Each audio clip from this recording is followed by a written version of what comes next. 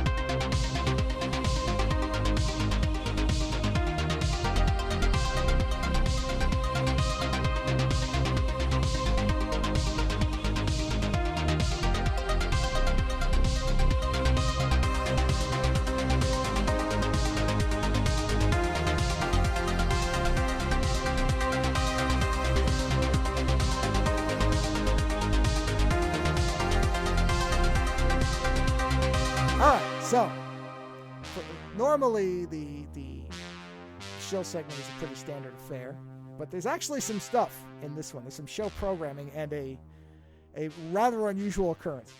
So, let's start out with the sequence of this. Let's see, all right, let's do it this way. Let me do the standard sequence with its unusual part, and then the other stuff after that. So, patreon.com/Ozone Nightmare, which, if you were to go to that last week, it would have said that we were making about $3. If you go to it now, it says $51. Oh. One person who I've talked to for years in a Discord, because we know each other through a different show, a show that will come into the second part of the opening, but we're not there yet. Okay. And I've talked to him, and he's, we like the same type of movies. He gives me recommendations, same back and forth, a lot of the same kind of taste, that type of thing.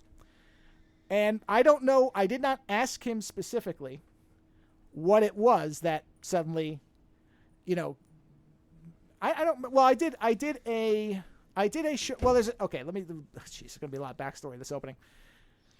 A couple of weeks ago, there's a network of podcasts called Twit, which is This Week in Tech. That's what it's short for. It's a technology podcast, which they've been around forever, haven't they? Forever. When I first came out to San Francisco, before my wife and I were even married, one of the first things I did was go to. Who was his name? Who was Leo his name that Laporte. was on Twit? Yeah. Leo Laporte. Yeah, he still runs it. Yeah. He's still the guy who's in charge of it. I came out and went to the TV show that he was on, which was called The Screensavers. So I've been following, and that individual is the reason this show really exists, because one of his messages at the beginning of when he started podcasting was, if you have something to say, get a microphone and say it and see if it's something that you want to do, period. Don't let anything else stop you. And that's really why I started doing this show, period. And then it evolved into what it is. So I followed them forever. And they were mostly ad supported, but like most of the podcasting world, the ad market is drying up. I mean, it's or is gone. And shortly before this particular wave of downturn happened, they started a subscription service. Or not subscription, they started a premium. I shouldn't say subscription. A premium version where, kind of like what we do, where I've always said the main show is always going to be free. We're not going to charge for shows. Of course, I'm in a much different position than they are. But still, same idea.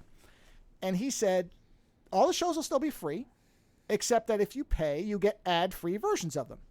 And at first I didn't do it because I went, I don't care about ads. I can just skip through them. It's not a big deal. But the more I thought about it, it was one of these things where I went, well, yeah, but I'm listening to these shows every week. You're supporting the content. That's where it became a kind of thing like what NPR says. Same thing. When I was comic strips, there's a lot of comic strips that I love that like are really simple and stupid, and you start reading them. Oh, was it? What's that one called? Questionable content. Oh, well, yeah, sure. Yeah.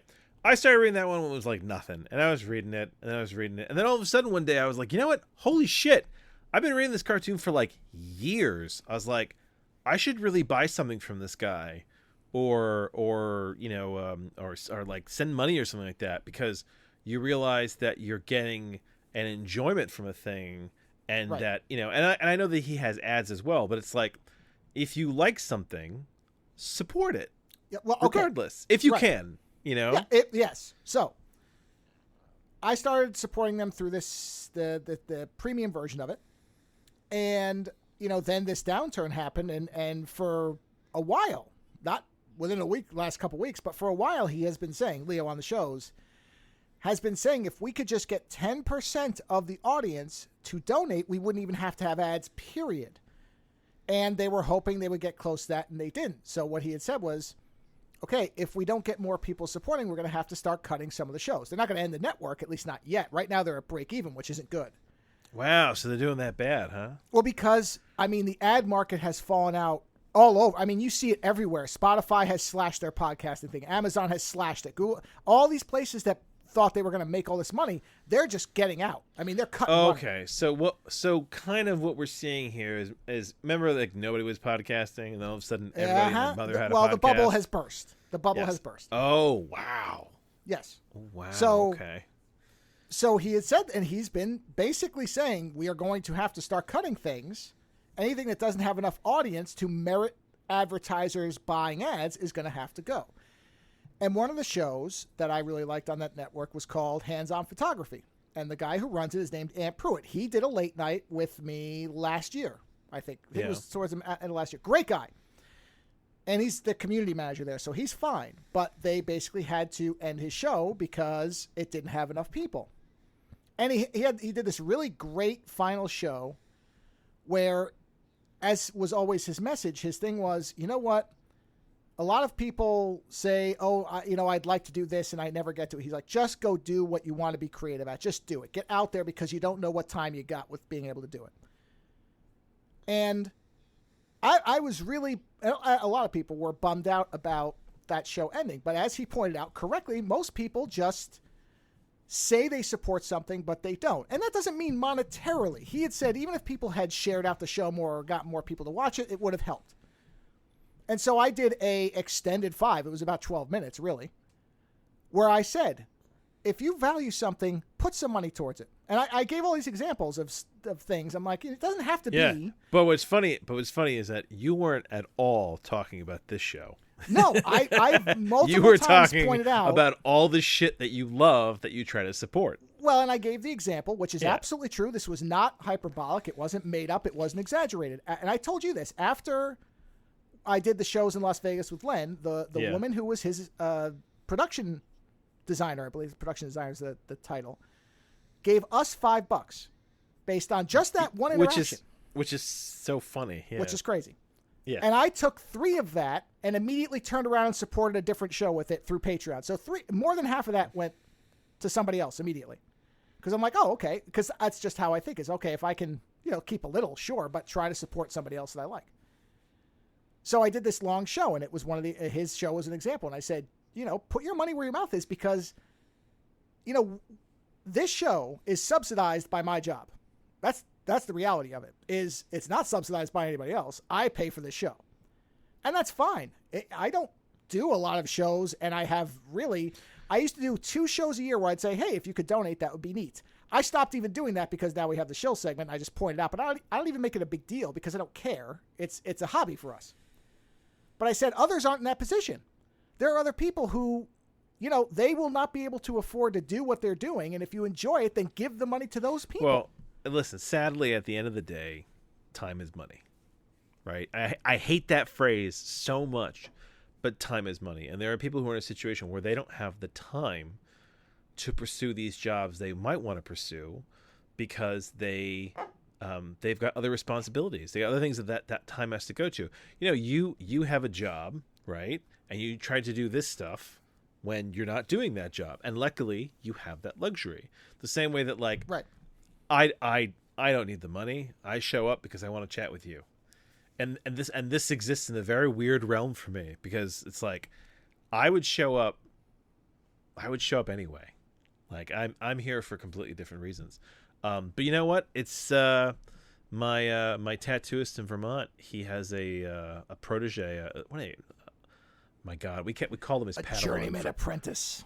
Apprentice, that's the word. Yeah, we called him the tattoo Padawan for so long. But when I was leaving, I gave him I paid him like he had got me tattooed, and he was like, why are you giving me money? And I was like, dude, I was like, because you're young and you're trying to be a tattooist like my tattooist. And I was like, you also are married and have kids. And he walked away from basically like an IT job because he wanted to be a tattooist because it was what he always wanted to be. And I basically said, I was like, listen, I was like, more art in the world of any kind is better for the human race. I was like, and at the end of the day, I was like, a rising tide lifts all ships. And I it's such a cliche of a statement, and yet it is so true. And the thing is, be the rising tide. Be the thing that raises all the arts, that raises all the entertainments and distractions and, you know, the podcasts and the paintings and the illustrations and the comic books and the you know, small time video games that people make and the small time clothing brands and everything. Be part of that tide that raises all these ships up, because it makes our culture better. It makes Earth better. It makes the human race better to have these things. The arts are what keep our minds sane. They're what keep the culture from like descending into just like savagery. I mean, could you imagine what life would be like without art and creativity and, you know, dare I call it the you know, the philosophical distraction? Like, well, I mean, it's you don't really have to imagine it all the time. You can see it a lot where, you know, creators stop being able to do what they're doing. Yeah. And this is why, because I was sending you the Bandcamp page for Ogre. Robin is the guy's name, musician. Oh, yeah, said, I buy every album he puts out, whether I actually think I'll listen to it or not. Because just to be honest, listen, that's fantastic. It's fantastic on two levels. It's one, it's fantastic for him, right? That you support him like that. And he almost always sends me codes for free albums, and I'm like, I will give these away. I won't do that.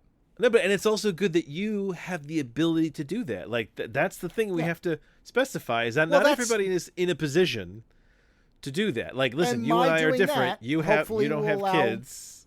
Yeah. Like, you know, so it's like, but it's great that you can do that. Hey, you know what? We saw that Thirstastic guy who creates all that perverse comic art. Oh boy, dude, I found so much enjoyment for that guy that I was like, that is worth my $5.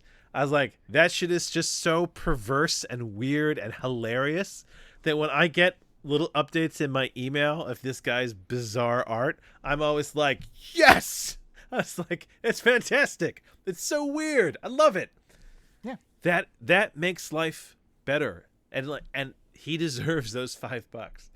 You know, this is like growing up when we were both young and buying comics, not buying graphic novels, not waiting for the collective editions, buying the fucking comics when you could find them in the stores, right? And remember how much those things cost when we were a kid?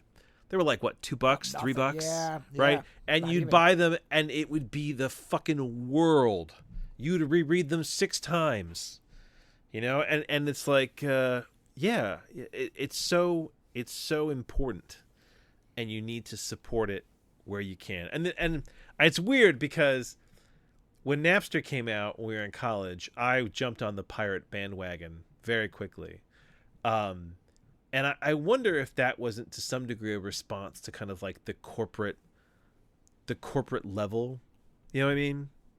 Where it's like, that's something that has come around in like a 360, because at that time, when digital music was still in its infancy, really, you'd have to buy a CD for 1 or 2 songs, and you'd be pissed off about it because they weren't, you know, cheap. Now, and this is where really the need for something, and so Napster would allow you just, if you knew you only wanted one song off a CD, you get the one song. Now you can do that with things like Bandcamp, SoundCloud, whatever. So we have that capability now. And so the piracy thing, and I'll be honest, for me, I would download a folder's worth of music just to see if there was stuff I'd never heard of and then buy it. So I never have looked at it. Yeah, of course, piracy always existed. It always will exist. It's always going to exist. There is no way to. Oh no, but there was a period with Napster where things were like just too fucking easy. Well, sure, of course. But you know, like I said, at that time, you didn't have another option. things have gotten a little more complicated. Granted, I'm probably just older, and it's probably just as easy as it ever was. Well, but there again, okay, there. I remember getting Aphex Twin songs that you could not buy in a store. Oh yeah. Well, Mission to Mars. Did he ever even release Melodies Mission from to Mars? Yeah, he did. No, it was. But at the time, Yeah. it was vinyl only. At that time, yeah. Or there were maybe some Japanese CDs that were more money than I would ever be able to afford. This so is what's the the thing. difference? You and I were talking about Redbubble, which does a lot of yes, that has and pirated or non-licensed, I should say. Stuff. Yeah, non-licensed art, right? And we were talking about whether it's right to buy stuff from Redbubble, and I was saying how was it Milo Manero? Milo Manero does not sell anything in the U.S. He doesn't. I went to his direct website. I was trying to buy his art. He does not ship to the U.S. from his website. Once you finish translating it from Italian, and I was like, "Fuck! I want to give you my money for your art, and you are not shipping to my country." So, yeah, I went to Redbubble, and I was like, "You know what?" I was like, "Because I can't do this any other way, I'm going to do it this way." You know, I don't like it, but I can't get my hands on this stuff unless I use this avenue. It's the same thing with, like, you can't get, like you said, some of those Aphex Twin albums because they're vinyl only. Well, if you do it this way, you can get them. You'd gladly pay for them, you know. And I do now. Now I try to get the stuff that... Oh, I don't. Listen, I gave up piracy so long ago. I just got to that point where... When I was young, I've certainly given it up on the music side because now it's so simple to hear music. I've given it up. I've given it up completely. No. I'll tell you what. This is a gray area, but it really is piracy by what do you call it? 6 Degrees of Kevin Bacon or whatever. Yeah. I watch a lot of movies on YouTube before I buy them. Now that is technically piracy by somebody else. I get that, but also, are a lot of these movies out of copyright? Is that why they're on YouTube? Or are they illegally on YouTube? No, some of them are newer movies where I'm like, I don't know if I don't want to buy. I do pay, but I don't. You know, some of them I'm like, I don't know. This is borderline. Almost did today. Speaking of like weird piracy. Yeah. So I went to Home Depot, which is a home hardware store, right? And I have like I'm still putting my office together in the new house. And I have these cabinets that I was like, I should put a tabletop on these, you know. But being me, it's like, well, it shouldn't be a boring tabletop. I should do something with it. I should jazz it up, right? So I was looking for like tile or something that I could like kind of glue down, do like a mosaic or something like that. And we were looking at tile and stuff, and we realized that, you know, they have all those little like 2-inch by 2-inch sample things you can get of like granite and stuff like that. Yes, of course. I said to my wife, I was like, how many of these would I need to just completely mosaic the top of my tabletop? I mean, it's really, my tabletop is like literally like 20 inches. You were doing a reverse Andy Dufresne instead of dumping it slowly out in pieces. You were assembling in pieces. You know what? Actually, I still might do that. But I walked up to the woman, like one of the, Home Depot. No, you can never find anybody that works there. Rarely, I finally found someone and was like, hey, I was like, how much do these cost? And she was like, oh, just take them. And I said, I might need a lot of them. She's like, I don't care. It's fine. I'm like, okay. They probably do have boxes in the back. They probably don't care. I know. And my wife is like, you need 70 of those. And I was like, really? She's like, yeah. And we figured out that if I took a whole drawer, and I was so close to just walking out of Home Depot with like this whole big thing of all the samples to use to just mosaic my table. And then this little part of me was like, no, it's like, somebody will get in trouble for it, and it won't be you. It'll be some little guy down the road. Like, that's the thing that bugs me is I hate doing stuff and then having somebody else get in trouble who doesn't deserve it. You know what I mean? Like that's one of the things that holds me back. Like when I get angry at corporations, like I can't take it out on the operators because I'm like, dude, you don't want that job. Right. You took that job because you needed a job. It's a shitty job. I was like, why am I going to scream at you? Right. Yeah. So I didn't do it. But you know what? Your idea to Andy Dufresne it is because they maybe will know that a certain amount will be taken. So I'll do that. Yeah, I'll take like one or two, and I'll slowly mosaic my table. Yeah, I mean, and then I can have they didn't care. Then they're not going to care about it. And then I can have a beautiful granite table. Sure, there you go. Exactly. Right. Why not? Yeah. All right, there you go. That's piracy I can subscribe to. but that's what I mean is I will use YouTube as kind of a secondary layer of piracy. We're getting away from all this. Who did the $50 come from?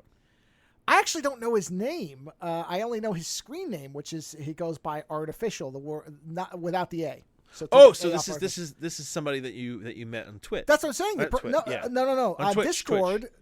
Discord, because I've talked to him for years, and so I don't know what the catalyzing factor was. But actually, I messaged him and I said, I think you made a mistake and meant to make it $4 or $5. Do you realize how much you've made it for? And he said, no, I've listened to you guys on drives and stuff. So he said, I think I feel like I'm overdue. And I'm like, okay. Dude, man, you're so funny. I love the fact that you actually messaged me like, I think you made a mistake. Well, that wasn't you supported us thing. Too much. Yeah, I said, did you mean to make it this much? Because I'm not used to that. I mean, that's just out of nowhere. I wouldn't give me that much. No, Come on. Sure would not.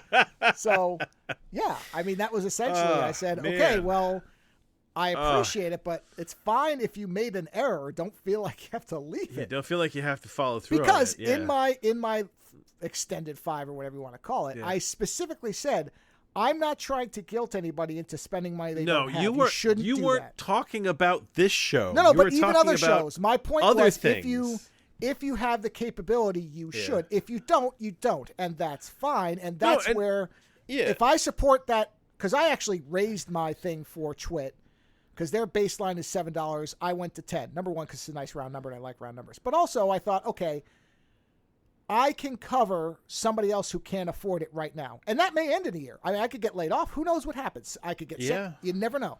So now, when I can do it, why not do it? And that's really what my philosophy is if there's a value in something. If tomorrow you and I won the lottery and we were one of these guys that had like $1 billion, right? Are you telling me that you wouldn't go out and support like every fucking art that you could? I mean, Jesus, you and I would be the worst. We would be like, I could tell you right now. I have a list that I've already. You'd be like every podcast funded. No. I have a list of creators that I've written down digitally, not written down physically. Yeah. Of people that I would go to and say, I will subsidize you for a year. The only thing I ask is I get to see or listen to it. You're the criminal from Great Expectations. Well, I'm a Medici, man. That's what I would be. Yeah. I would be a digital Medici. Why not? If there's I get it. You know, listen, hey, in my day to day, we both try to fund little artists where we can. So it's very natural that if we were like fucking loaded with money, we would support a ton of people. No, Len is one of them. I would give Len $100,000 and say, now you can raise whatever you want on top of this, but this is secured. Make whatever you want with it. Make the movie that you need this money for, and I would trust him to do it. And I'd say the only thing I want to do is be able to see it first. I wonder what would be Len's realistic dream budget. You know what? I'll ask him. The next show I'm curious because it's like the Kevin Smith thing where he's like, I don't want a lot of money because then they expect more from me. He's like, I try to keep it in a narrow sort of like he has an idea of what kind of money he wants for his movies. Sure. I wonder what Len's like, I want this budget type of thing, Well, Len is very good, as he's told me many times about, he scales the project to what the funds are. So if I came to him with $5 million, he would make a $5 million movie because he knows what he needs. So he knows where the extra money could go to. For example, you know what you should ask him, which I'm actually suddenly really curious about? If he could get any like B movie level actors for his movies, who would be his like dream cast? Oh, a lot of it would be wrestlers because they're very good at doing the stunt work. I can tell you that right now. So interesting. Well, yeah, he said that those people pick it up and they know how to do fight scenes, they know how to fall, they know how to do fake, like they knew all that stuff. Interesting. I mean, I'm sure he would. I just wonder. He would say Grunier, what's that guy? The Nemesis guy. I'm sure he'd want him. That guy. Yeah. Somebody like that. I mean, he's got a dream BK. Of course, I'll ask him, and he'll rattle off 30 names without even thinking about it. I guarantee you, he will. Yeah. I'm always curious about that shit. But that's the kind of thing I would do. Is I'd say raise whatever you want above that, but this is you've got this locked in, so you can make $100,000 film. Yeah. Make it. I'm not even gonna tell you anything. I want everyone to stop and for a moment think about this. Think of all the artists, writers, game creators, actors, musicians, singers, all the artists out there who are amazing, and nobody knows because they either don't have the funding or the support. Whose art could be genuinely like life-changing to a lot of people. Because I mean, like that shit echoes, man. It echoes across the timeline. I know it does. Think about the number of painters. Like, so right now, I don't know if I said this in the show. My old office was in the basement. It had flat walls. This new office is basically the attic space above the garage, and it's all dormers and vaults. So like there's no flat walls in this place, which has really changed the way I do things. But I have all these arced bits of ceiling. What do they call that when it arcs forward? Is that just the dormer? I don't know. I just know what an A-frame is. I don't know anything. Yeah, it vaults in. All the wall gets about halfway up, and then it like basically leans toward the ceiling, and everything's arced, so it's like not quite an A-frame, but close. It might be called a vaulted ceiling for all the hell I know. Well, not vaulted ceiling. It like implies like something very nice. But yeah, so like everything is kind of vaulted forward, because I'm in the attic of the garage, and because of that, I can't put any like bookcases and stuff against the wall. But now I have these open pieces of wall. So I said to Joe, I was like, I'm gonna cover these things with art. Because I never got to really put art up in my old office because it was covered with like bookcases and shit. I was like, whereas like now my bookcases now I have like a weird library setting in the middle of my room, of my office. Like when you walk in my office, nobody can find me because there's just like rows and rows of bookcases through the middle of the room. Sure. I jokingly started referring to my office as the stacks. But anyway, I like archives. So I've started putting all this art up on these vaults, and I'm like, I have to bolt it up. I tried using just Gorilla strips or something like that, but I had one come down on my head, and that did not feel good.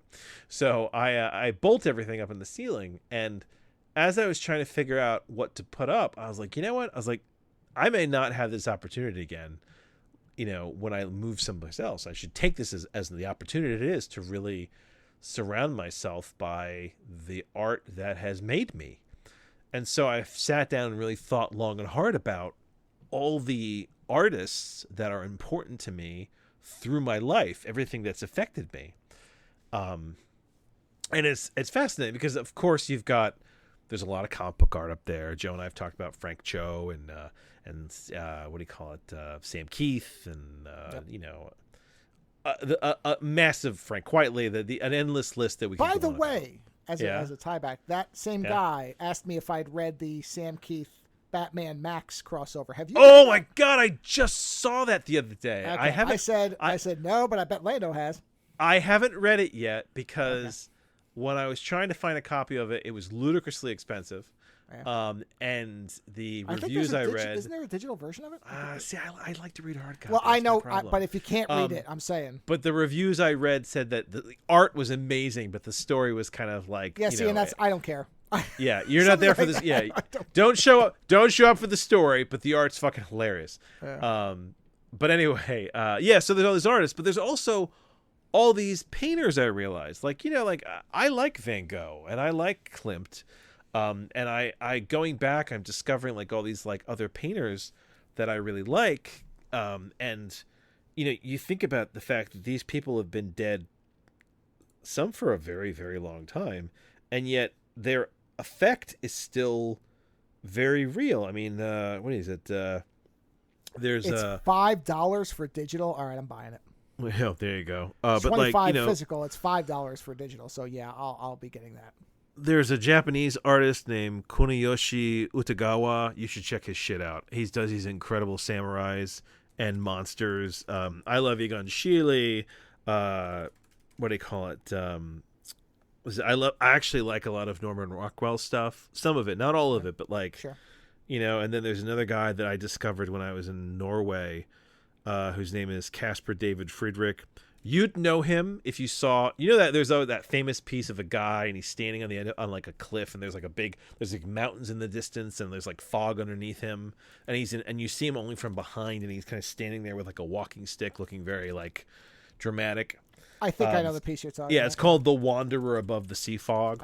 So many things have used that like in their art or in their advertising. Of course. I've seen 80 versions of this. Yeah, exactly. And he has a few versions, but he created that painting. That painting is from 1818, and you think about that, and you're like, yeah, some of this stuff has been important to us for. Well, that's like the guy, plus. the Leyendecker guy I was telling you about, who looks like a contemporary comic artist. What was that? There was a Polish woman who I found. Oh man, what was her name? She did these incredible paintings in this really interesting style that I thought you would like. She died in the 1980s, but for some reason it reminded me.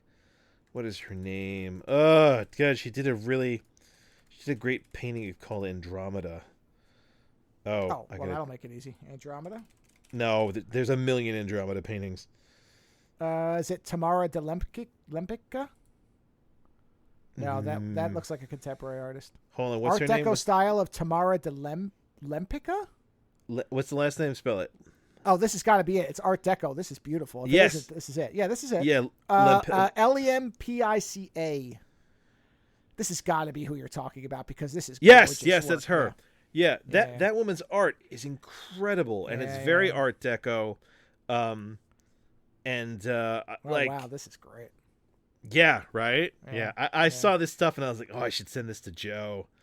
I was like, I wish she had better subject matter, because it's very sort of like Roaring Twenties kind of stuff. That's okay. I like that. I like Art Deco stuff. But it's beautiful, isn't it? Yeah, no, I like this stuff. But to not get off the point, I have to mention, I'm gonna have an Andromeda tangent in a second. But these artists affected us our whole life. Mm-hmm. Like, they're so important. Some of these people that we're looking at today may be even more important 200 years from now. It's this art that enriches our culture. So yeah, I absolutely agree with you. Support it. But I'm gonna have a little side thing now about Andromeda. So that Polish woman, what was her name again? Tamara de Lempica. I'm mispronouncing it, I'm sure. Lempica? You should put a link, because people should check out her art. I already have a very link cool. of this. It's the first show. So she has this painting called Andromeda. Now, I saw the painting, and I was looking for paintings to put on my wall and stuff like that. And I saw this painting. I'm like, oh, that's a really beautiful painting. I was like, oh, you know what? I was like, I'm kind of... This always happens to me, where I'm like, oh, I see a painting of a myth, and I'm like, oh, you know what? I should really go brush up on my knowledge of that myth. So when you think of Andromeda, right? What do you think of when you think of Andromeda? I don't even remember which one that one is, so nothing. Okay, I guess. Andromeda is the princess that Perseus saves from the Kraken. Oh, that's Andromeda. Okay, yeah, all right. Then that's right? What I think of the movie. Yeah, you think of the movie, right? Just being honest. Yeah. Now here's a really important question. What color is Andromeda? What color? Yeah, as in what nationality? She was white in the movie, wasn't she? Yeah. So in your mind, you just Greek myth, right? Well, okay. White girl, right? No. Well, no. Actually, no. If my only reference point for that is knowing that it's it's two things. One is that I knew it was a Greek mythology character. Yes. So in my mythology mind, it's olive-colored skin. It's Greek skin, which is a little bit darker. Greek, right? Yeah, like Andromeda, Sirtis, who's Greek. Andromeda That's what I would think. Is Ethiopian. Oh, well then obviously not white. Now, I read this. I did some research and I was reading it. I'm like, wait a minute. I'm like, because all this time, I was like, oh man, I was like, Greek, right? Olive skin, Greek girl. And I'm like, oh no, it's like her parents were the king and queen of Ethiopia. I was like, she was the Ethiopian princess. Oh yeah. And I'm like, Jesus Christ, this changes how I perceive of the how these myths look. Well, I got news for you. Yeah. She's depicted in what you would interpret as white on the actual Greek pottery, though. Well, I know that. I know. Well, yeah. so you can't really blame. If I was going to look at, but that's what I mean. Thing, you know? Is that everything references this white girl, but when you read that she's Ethiopian, you're kind of like, oh, wait a minute. Like, this is the same thing with Jesus, man. Every fucking painting you see of Jesus, he's a white guy, right? Yeah. Except historically, the period, the period and location where he came from, he's not a fucking white guy. Yeah. He's got a hell of a tan, if nothing else. Right? Can we agree on that?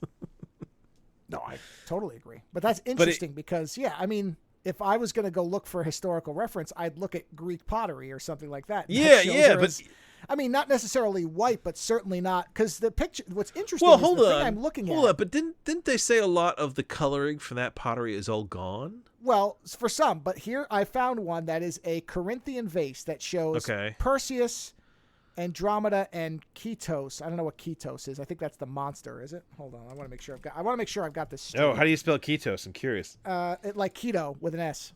It looks like a dog monster of some kind. Hold on. It is, yes, a sea monster. Okay, so it's a sea dragon. So I've got this right. So Ketos, or Ketos, however you're supposed to pronounce it, that looks like it is painted white. Now, interestingly... No, man, I think you got it. I think it's Ketos. Perseus is black. Yeah, he is. I'm seeing it. Yeah. So that's accurate. and then Andromeda is not necessarily white, but definitely lighter skin. Well, she's white on the vase. Yeah. Well, yeah, and some of it's worn up. So again, so if I was an artist, I would look for this and I'd be like, oh, okay, well, I guess Perseus is black and Andromeda is white. I just thought that it was so interesting because in my brain, I'd never thought, because I mean that says to me that in Clash of the Titans, when Perseus goes to save Andromeda, he's going down to Ethiopia. Do you know what I mean? Now, my wife was very astute in saying, hey, we don't know if the names of places are the same. But when I looked it up, it was the area of south of Egypt. And in fact, they say in the article I read that Ethiopians, or I'm assuming it's Ethiopia is just the older version of Ethiopia. I assume, but I don't know. But that when they depicted their characters, they were black. So some of this looks like it might be whitewashing by the Greeks. Oh, wow. Seriously. But I mean, because there is a distinction where they said that other cultures depicted them differently than they did. So so it is actually, this may be actual historical whitewashing, which is crazy. But what else? Yeah, and all of this because I saw a Polish woman's painting of a Greek myth. Well, but like you said, I mean, there's incorrect stuff everywhere that way. Oh, I know, but what I mean is it's so interesting that there are even the most arbitrary thing can lead you down these interesting roads of ideas. Well, it's funny you say that, to go all the way back to what I was started with. It's funny you say that, because the second thing I was going to talk about as part of our opener now, 36 minutes in, is there are going to be a number of late nights coming up. So there's been a bit of a gulf, but now I have several that will be coming up. And here's the interesting bit that ties back to the Twit thing. There's another person from Twit who I'm likely going to be talking to, another host on the network that I wanted to talk to. We're just trying to get the scheduling right, but it's going to happen. And so that person, as well as having a long history in technology and broadcasting, from web only to stuff that was on TV, the whole thing. It's not Leo; it's one of the other hosts. So I don't want to make it like some big. I don't want to say who yet, just in case it doesn't work out. But so far as I can tell, it will. But that person is also a musician. And one thing I do is when somebody has some type of creative background, I like to actually look at it or listen to it or whatever, just so that I have some knowledge of it. So I don't come off like I don't know anything what I'm talking about. I don't do a lot of research, but I like to know something. So I was listening to one of the more recent albums by this individual, and I was listening to him like, boy, this reminds me of a group that I haven't listened to in literally, it's probably been 20 years or close anyway. A group called Catherine Wheel. And I haven't listened. Yeah, I remember when you listened to Catherine Wheel. Right. It was in college. Yeah, right? Yeah. Around that time. And I sat there and I'm like, who actually introduced me to this band? And I said, I in my mind, like I said, I didn't say it out loud, but in my mind, I'm like, I think it was Doug, who was my roommate in college. Yes. Who I have not spoken to since we left. And I was like, oh, I wonder what Doug's up to, because he was a composer. And, we looked him up at some point, and he had a band. Right. Well, let me tell you something. So I looked him up. He is now Dr. Douglas Bielmeyer, and he's a professor of music. At Northeastern, which I think is a Boston school. I shouldn't have asked, because it sounded like we were going to suddenly find out he was a professor of physics. So yeah. But hey, you know what? It makes perfect sense that Doug would have gone on to be a professor of music. The man loved his music. He did. And so then I was looking, because he's put out albums, and I sent you one. I sent you one the other night. Oh, I didn't look at the name. I knew you wouldn't. Yeah. I was curious if you'd look at the name, but did you listen to it? No, I haven't had a chance. Okay, well, it's interesting because I told you a little bit my day. Yeah, right. Yes, I saw Ambient Works, and I was like, oh, Joe sent me an album to check out, and I hadn't checked it out yet. And it's interesting because it starts off in what Are you kidding me that Doug is doing ambient? Ambient experimental. So it starts off very Aphex Twin Ambient Works, and then it gets very experimental in the middle. And then our listeners need to understand that there's a history. The reason this is hilarious is because Doug was not a techno guy. No, Doug was like not at all. But he always did admire Aphex Twin because of the compositional nature. Yeah, and he could see the way it was put together. He could understand that it was actually very intelligent. Yes. So it's so funny. So I was listening to it, and then he does a podcast where he interviews experimental music. I'm not kidding. No. So I hear it. I listen to one, and then I'm like, fuck it. And I sent off this email, which had to have read as unhinged. I need to explain to our listeners as well here that, like, if Joe and I are oh my god, what's the best way to put this? Yeah. If Joe and I are Antony and Cleopatra, sure, right? Joe and Doug are Julius Caesar and Cleopatra. Yeah. Because you two were like super close. Oh, like, and the thing is, like, I was close to you, and I was a little close to Doug because he was there. But like, the two of you were inseparable. No, we were like the fucking terrible duo for a while. Yeah, we were. Yeah. And then when you left, our university, I don't know what it is. I don't know why some people. This is a general thing. Why certain people can hold on to each other. Yeah, and some don't. I can't remember why. And it's not what happened. And it's not a negative thing either. It's not like you're like, fuck you. It's just that some people seem to be able to handle the abstract distance. Well, also the social avenues through technology weren't really like they are now. I think that would have changed things. So anyway. So you shot off an email. So I find his email, and I sent this long, rambling email. I mean, just because it's like you were emailing an ex-girlfriend. Sort of, where I'm like, holy shit, man! I this weird tangent led me to see how you were doing, and holy fuck, you're a doctor. Like I'm writing like I'm saying this. Yeah. Like where I'm capitalizing words, which is I don't normally like. I'm literally writing like I'm thinking because I was just. Yeah. It was such a weird thing.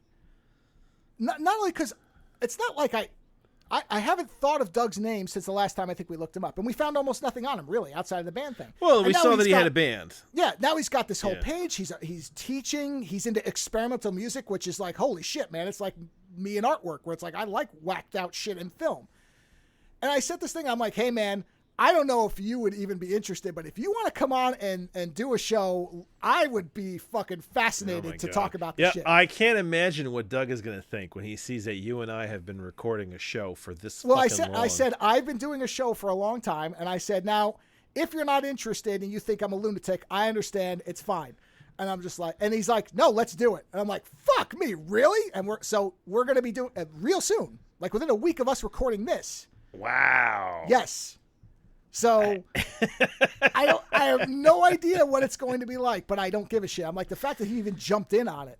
I'm curious. Right. I am curious now to, I usually check out the music you send me. I just check it out when I get an opportunity. So, and I was And I was complaining to Joe about before we recorded about the nature of my day. So you understand why I did not get to your recording today. Oh no, it's fine. But it's just the whole just random. When you said how you find things, this is exactly what you're talking about. You know what? It's weird though because I am not religious. I'm not. I would. Know that.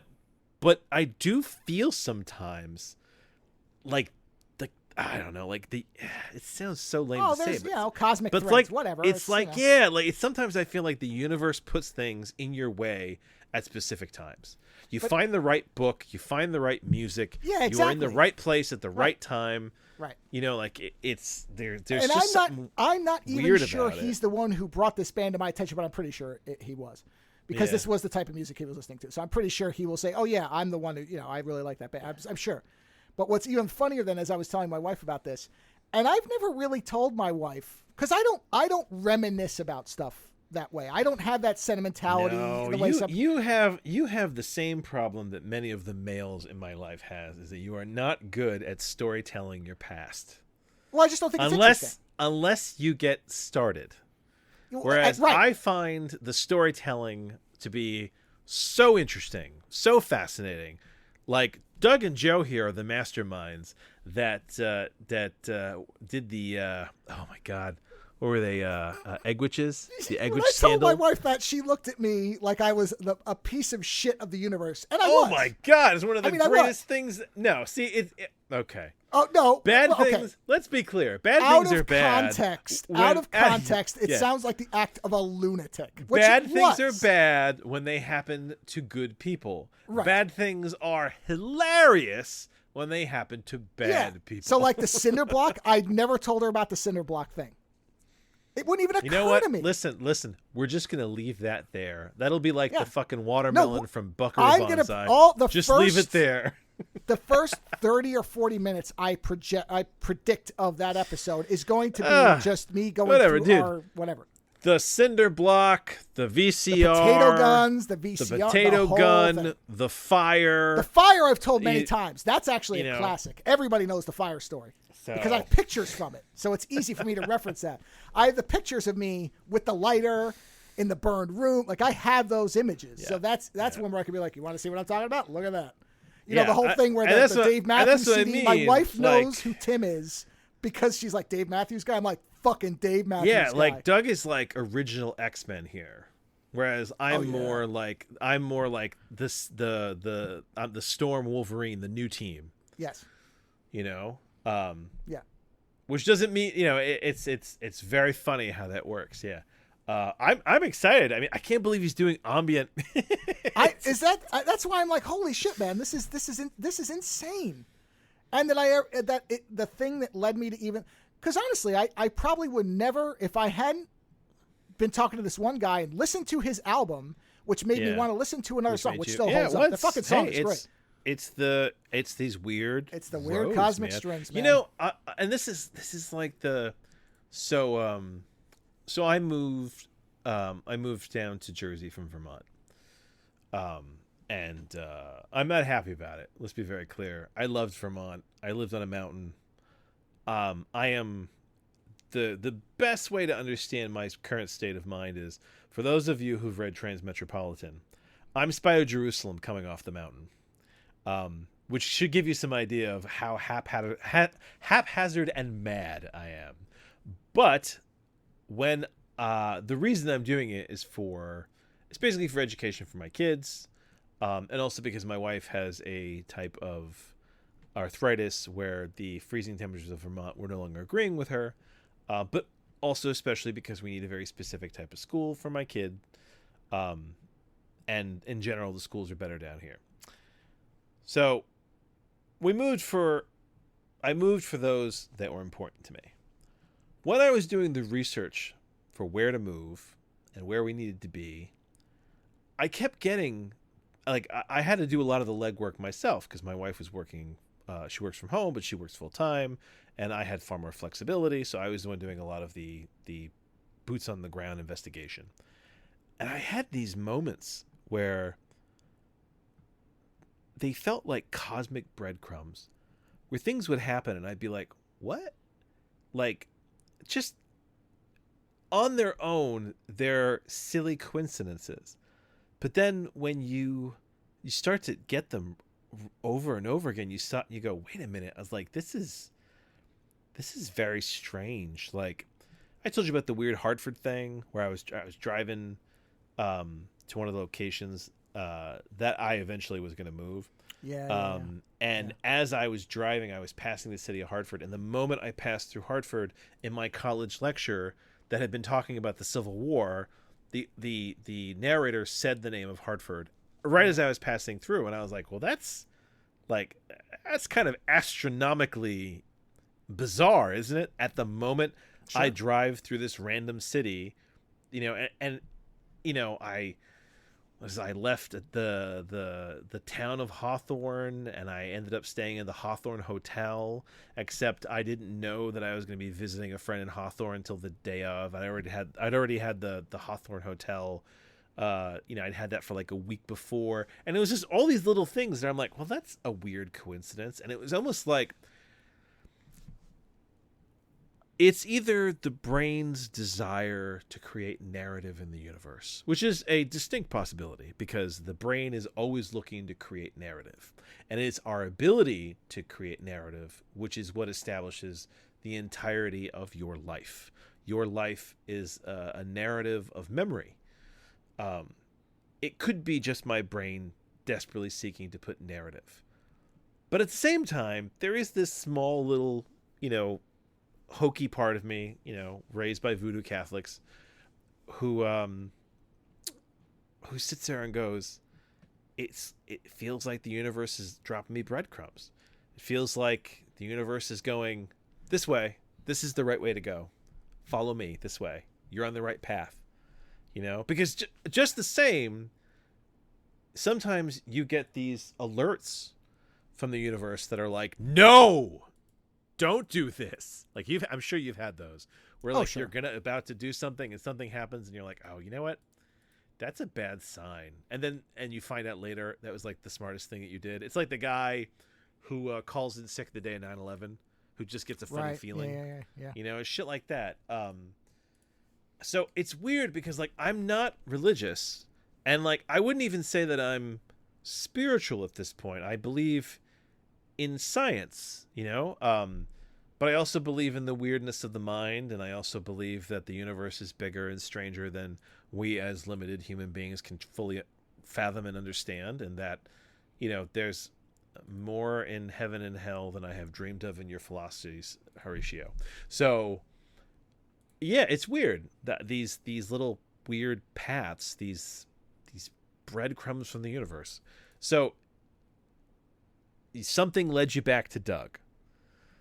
And Doug's doing ambient albums, which is fucking weird. It is. And I mean, what are the odds of you circling back and he's doing ambient music? Like, what? Well, and not even that, but experimental.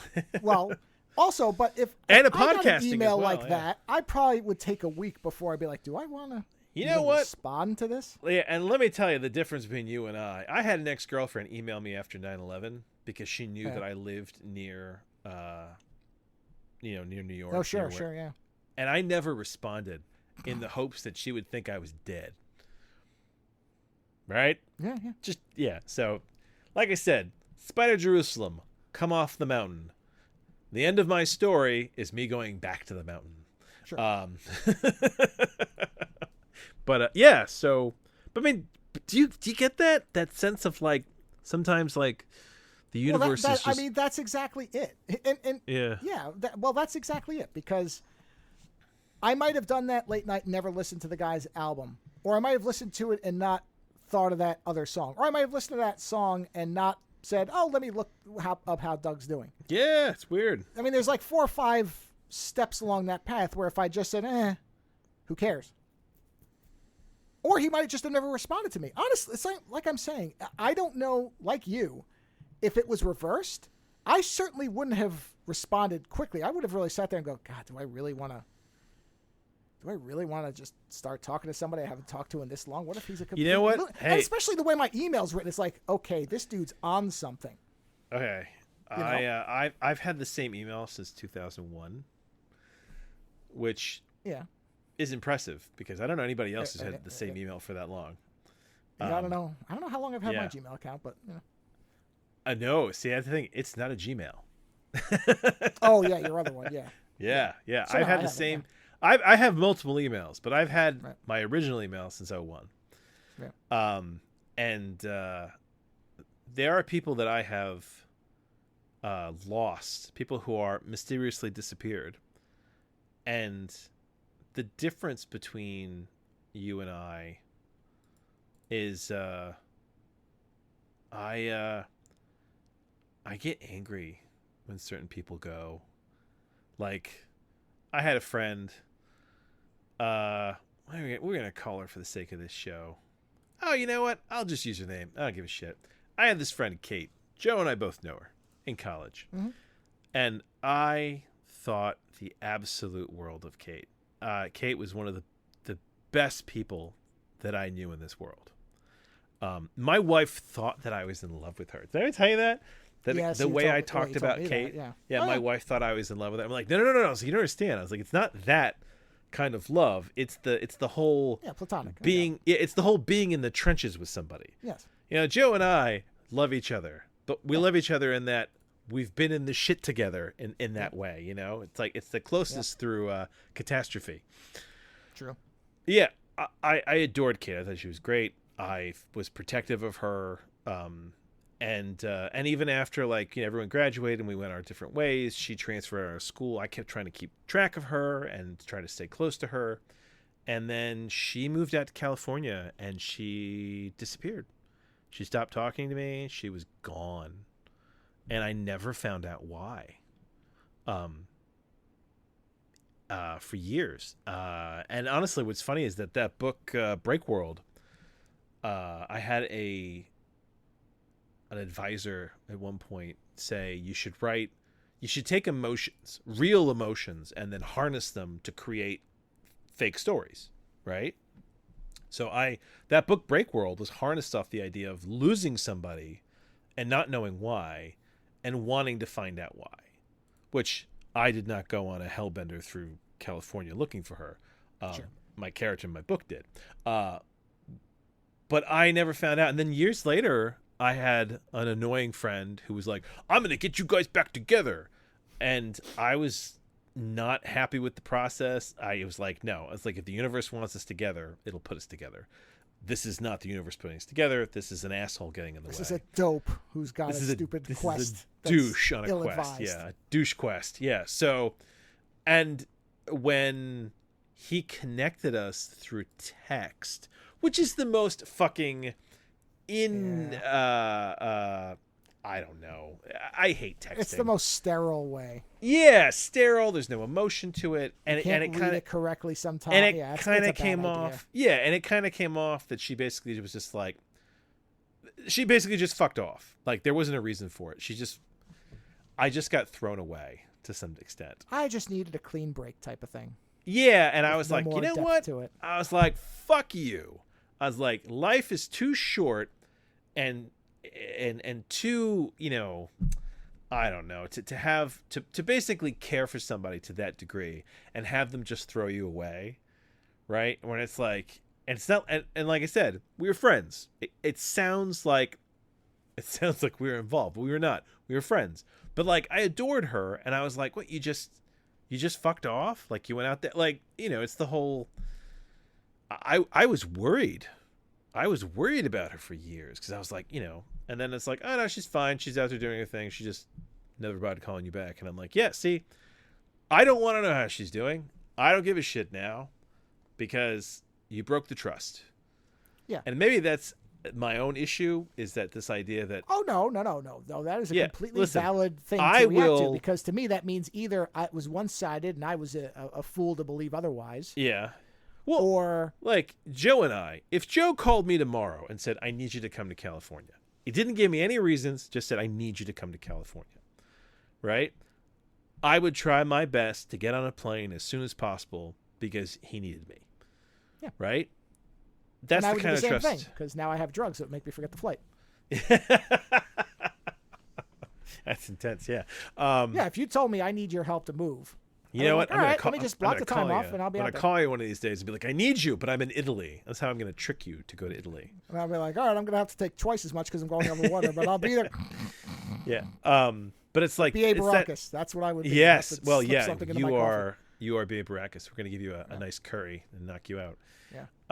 But it's like that trust. It's like this, there's a level of trust. And when that trust is like truly broken, I don't know if that trust can ever be... I don't think it can ever be restored, because it's the whole it is very powerful, and yet because it is so powerful, when it is broken, its destruction is immense. You know what I mean? Like, it's such a volatile reaction to have your trust broken. Yeah. So yes, you and I are very different, and I'm glad that Doug answered the email. Doug is different from the two of us because you said yourself you weren't sure you'd answer that email. No. Especially coming from, Well, I mean, yeah, for the way literally, I would not be surprised if it had to have come off as such a psychotic email. Because, like I said, I was writing it as I was thinking. And I was in such a the universe weird wanted to headspace. put you two back together in a thought I guess space. so. Yeah. And that's a good thing, man. Yeah, listen, I am antisocial, and I don't like to be around people. Right. But I do accept the fact that we are social creatures, and it is good for most individuals to be social. Yeah. There's a really good reason why Joe is the one doing all the late nights and meeting everybody, and I just show up for these. Yeah. Because Joe is my touchstone here. Right. Yeah. So I can't wait to hear what that sounds like. I'm looking forward to it because I have no idea how it's going to go. Because now I definitely have to listen to that album, like, soon. It's interesting because, like I said, it's going to start off in a very traditional way, and it gets. Is it digital, or is it like like a big band, or no? It sounds like vintage Aphex Twin Ambient Works 5.2 at the beginning, but then I have to assume that's an interesting question. I have to assume that it's actual. Let's take a look. I'm curious. The album is called Ambient Works, so it's easy to find it. Let me see here. Hold on. Music. Let's see. It's funny, on his website there's pictures of him podcasting it. No, okay, so I'm looking at a picture where he's doing his performance. Damn it. Hold on. Sorry. Just clicked away from it. And it looks like... Well, that looks like he's doing like an experimental gallery thing where he's playing music to images. No, I'm serious. That's what it is. No, it's fine. I was about to ask you, does he still look like a bear of a man? He was always huge. Yeah, no. He looks exactly the same. He looks exactly... And he sound... When I listened to his show, I could see him talking. It was funny because I instantly am like, oh yeah, because the way he had a very specific way of laughing, and I remember his physicality in laughing, and I could remember it. Yeah, I mean, honestly, a bear of a man. Oh huge. Yeah. I even remember some of his catchphrases. I remember he used to call it pop. Yeah, well, that's a Buffalo thing. Yeah. I'm trying to see. It's funny, no, because here it is. Not a lot of people from how people change as they get older. Most people don't recognize me, which is the point. You'd recognize him instantly. Yeah, that's funny. Instantly, That's very funny, he looks exactly the same, except like us, older. Manipulation, layering, and temporal placement of found sound files to create larger sonic landscapes. Now I have to fucking take a look. He did a video piece, which is about how. Because there was another thing. I'm like, well, what if? I mean, there's nothing here to indicate it, but what you're gonna have to ask him what triggered this. What triggered what? The turn to ambient, because he was never like an ambient, Well, see, the thing is, he liked it, but yeah, I'd be curious. Yeah, I will ask him because I know I read one interview that he did because the one thing I'm always on the lookout for is, well, what if this person is like a far right conspiracy nut. Because it can happen. You don't know. I have no idea, man. It's been 20 something years. I don't know. And I don't think most people we know people that started one way and they went insane, right? Oh my God. This does sound like fucking like right? old school Aphex. Jump to some degree. to track 3, say. Jump to the middle. Okay. It's fascinating because I actually really like what he does here, because he kind of sets a trap, because the first and last songs sound very much like a traditional ambient album, but the middle doesn't. The middle starts doing he's layering ambient noises. Yeah, he starts traffic. So he's layering ambient everyday environments and creating like a pastiche of like ambience, but everyday ambience. That's interesting. Okay. And then he did a video called Corporate Responsibility Pledge, where it's I'm going to read the description. Musician and composer Doug Bielmeyer and glitch artist, I'm like, boy, Allison Tannenhouse, I think, a multimedia work that identifies the conflict between corporations and communities of people. I'm like, oh fuck, it's warped. It's great. I say that as a positive. You know, a movement and business take responsibility for the role of corporations and the quality of life of the communities they serve and operate in. Man, it's. I think you had you had an effect on him. I think that's what it is. I doubt it, but maybe. I mean, maybe. No, I want to get into his whole entire thing, because it's an interesting person to talk to, because like Snedeker, who we've had on, I know him. I've talked to him. I mean, we may not talk every day, but I know him. I've talked to him over the years. That connection's never been severed, right? Yeah. Whereas Doug, there were 2 years where he and I were basically the thick as thieves types. Like you and I are now. He and I were in a compressed time period, right? A very short period. Yeah. And then it was dead air for 20-something years. And it's like there's a familiarity, but there isn't. So I'm interested in... Dude, it's an ex-girlfriend. Sort of. Yeah, it is. I'm not joking around, because when an ex-girlfriend is someone that you were very close to for a short period of time, very close to, or a very best friend from childhood, that when that person moved away, you didn't ever see him again. It's the same thing. I mean, it really, outside of the sex element, and sometimes even with it, it's the same idea. Well, so that's what I mean. Yeah, because when you date somebody, right, you're very close. You see each other all the time. Right. It's a short period of time. Yeah. I mean, and then, you go your separate ways. You guys didn't break up. You just moved. Right. So there's going to be the kind of the war stories shit where I do want it, because I have told the dorm room fire story so many times, and but to talk to him about it again, I don't know that he's even thought about it. Whereas I use it as one of the many examples why Fire and I have a relationship where I don't really start them, but they seem to be around me all the time. And it's one of the reasons that my wife will tell people we have to keep him away from fireworks and stuff with fire, because he has a history with fire, even though he doesn't start. And I'm like, yes, and let me tell you a perfect story of that, where a fucking fireball went off in my dorm room, and the whole thing. So it should be fascinating. It should be fascinating.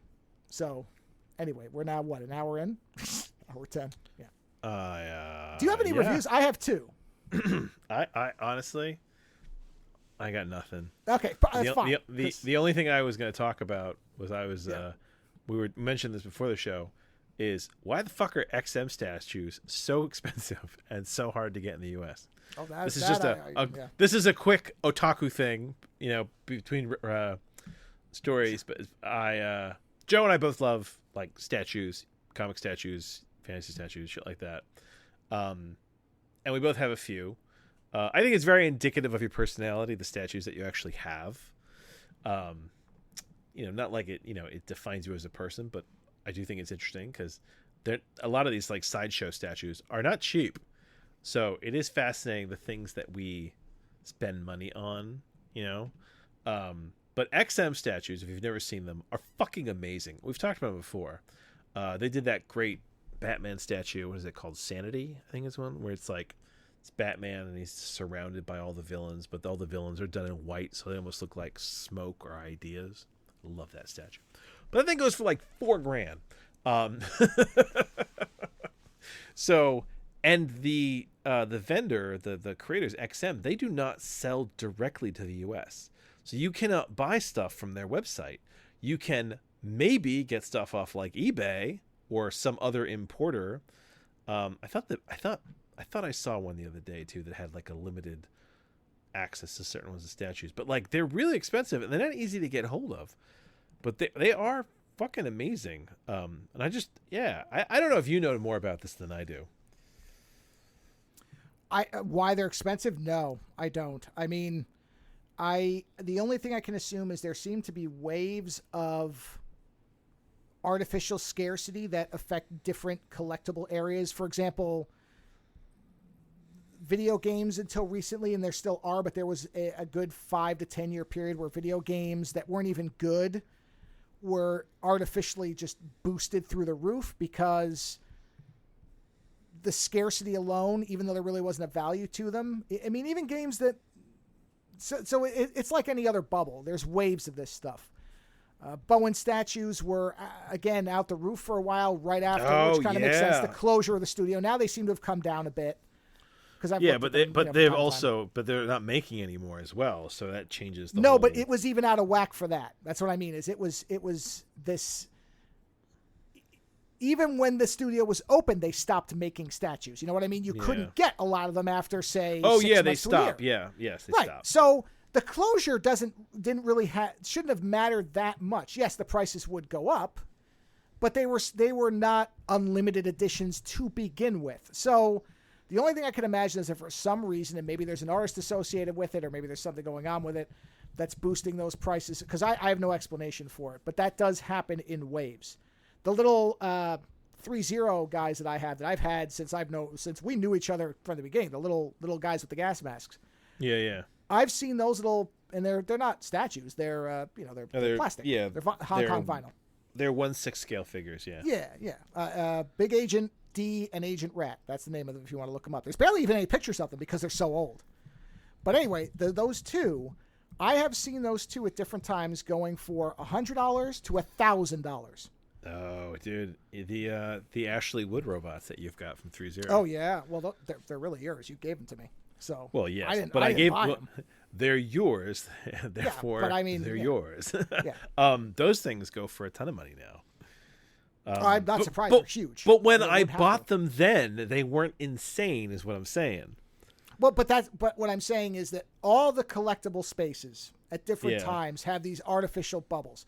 A year from now, you could look up those XM statues and they could be a quarter of what they are now. So there's either something with the people involved in making them, or for some reason that particular space is being paid attention to. It's like anything else. It's like any other trendy thing. So I don't know what it is about them now, but that's, I'm sure, what it is, because I've seen that on almost everything I have from whatever area it is. I've seen that roller coaster of pricing. It's really weird. And I don't understand it. For example, here's another example. That I had the Kingdom Come audiobook on cassette. Oh, I remember this. Yeah. Right. Yeah. And for years, every once in a while, because I really don't listen to cassettes and I'd already digitized it anyway, I'm like, well, what's the point of me having this? It's just collecting dust. So I would go to eBay and I would look it up. And for a long time, it was like $25. $25, $30, $25, whatever. And I don't know, 2, 3, 4 years ago, whenever I sold it, suddenly I saw it spiking to 200.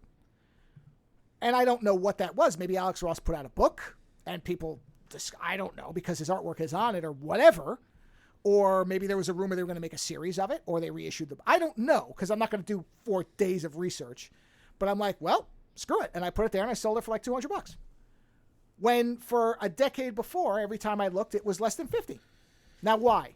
I don't know. It hit a nerve, and all of a sudden people were looking for it. But also, around that time, there was a big surge in people buying cassettes. So maybe it was a confluence of 2 different things. The retro cassette thing, which is still around, but that really was starting to surge again, where people wanted cassettes. I mean, literally, I saw some company made a very expensive cassette player. It's just a cassette player. Oh, yeah, but this is the whole... this is the whole the old stuff suddenly Right. becomes So it quaint, probably was a combination. Maybe it was that Alex Ross reissued something, or there was news about him, and there was somebody who was looking around for cassettes, and maybe it's just the rarity of this thing because they didn't make a ton of them. I don't think. That's why. So XM, same thing, maybe. I don't know. Yeah.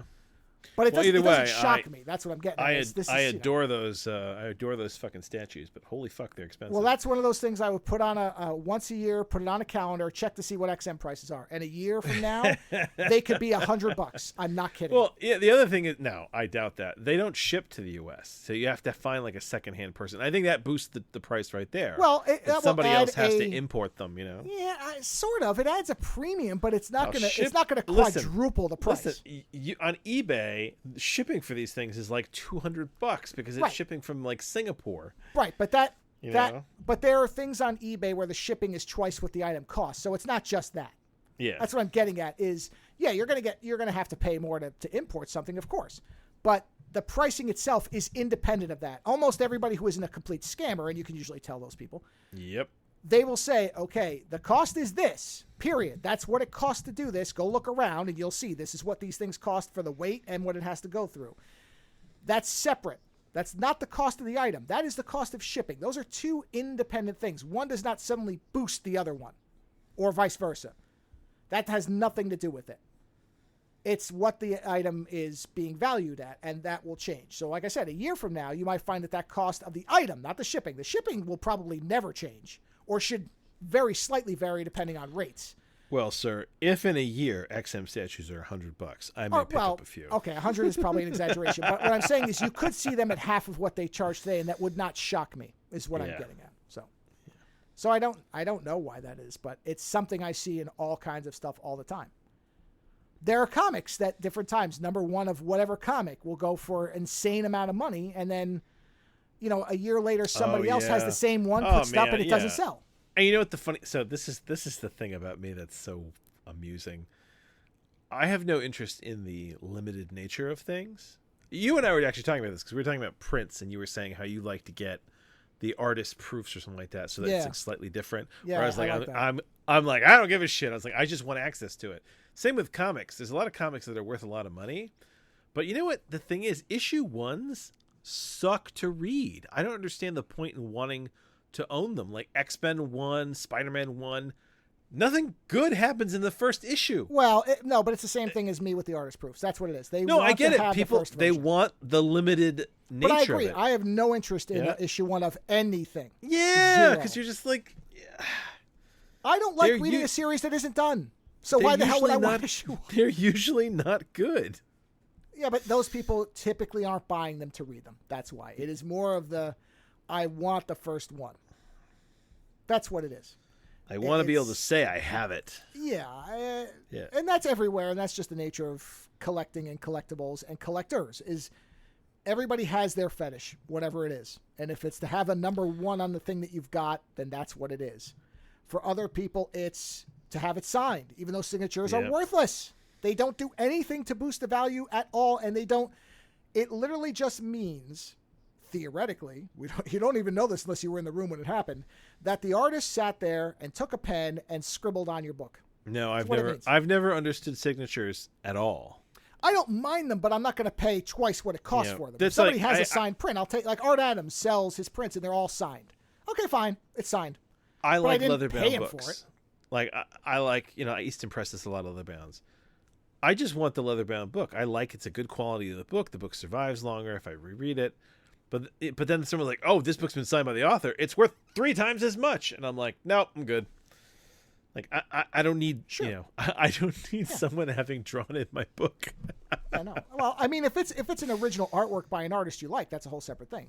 That is different. Well, yeah, that also costs so much money. For example, if there was a Klimt art book that Klimt did sketch in, you'd probably want that, assuming you could afford it.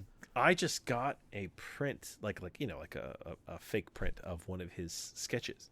Yeah, but if somebody was selling a book that was a collection of his stuff and it had a sketch in it, you'd want it because it'd be like, oh, it's the artist it's a work by the artist. You know the guy who does Murder Falcon, who did the that guy. I love that guy. I recommended him to somebody actually. Somebody was saying I want a really good book that's something that that isn't what everybody's read. And I'm like, Murder You know Falcon, what? pick it up. I love Murder Falcon. So I love that guy's art, and I found out that he you can get a lot of his kind of like little custom little doodles. Like he does them all the time. Yeah. Sure. And I saw the doodles and I was like, you know what? I don't give a shit. I was like, that's not like, it's not that it was clearly a very quick doodle of Murder Falcon, but I was like, you know what? Like, I don't really.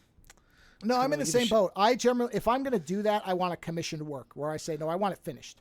But I want to add to this. So Dark Horse Direct sometimes gets some interesting stuff. Like right now they've got the giant robot Hellboy statue. Which, have you seen that?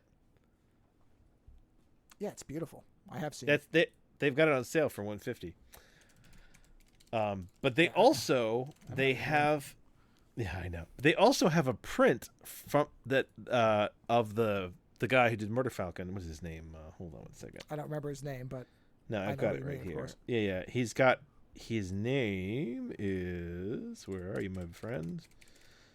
Oh my God, where'd it go? Daniel Warren Johnson. Yes, Daniel Warren Johnson. Love his art, and I was trying to find the print, and I didn't want any of those sketches because I was like, but then I found out that he did a print for this comic book called The Killjoys. And at first I was like, well, I'm not going to get a print for a comic that I don't know. But then when I saw the poster, I was like, I don't want to know what this comic is. I just want this. I just want this art. Yeah, because it's a Corvette. It's a bunch of people dressed like cyberpunk superheroes. Yeah. And they're working on a Corvette with the hood up. And instead of an engine, it has a giant brain. And I saw this and I was like, holy shit, that reminds me of Wastelands. And I immediately bought it. I was like, I don't care what the comic is. This art is incredible. And I got it for what, $20? So right. No, I completely get that. But it's like, I don't care about the limited nature. But this is the whole thing, it's spoilers. It's like, I don't care about spoilers either. Right. Because every experience is different. You and I can have the same print, but it's different because the experience that you and I have looking at the same work of art will be an entirely different journey. Boy, is that going to come up in one of my movie reviews, let me tell you. Well, then review away. All right, now I'm going to give you the option here. I watched the next movie from that Polish director. Okay. That's one of them, and the other one is a PG-13 mainstream action film. Not a weird, obscure one, but one that's all over the place. So which one do you want me to review first? Let's go obscure, and let's end with ridiculous PG-13. Okay. So, I followed up Gollum, which I reviewed in our last show.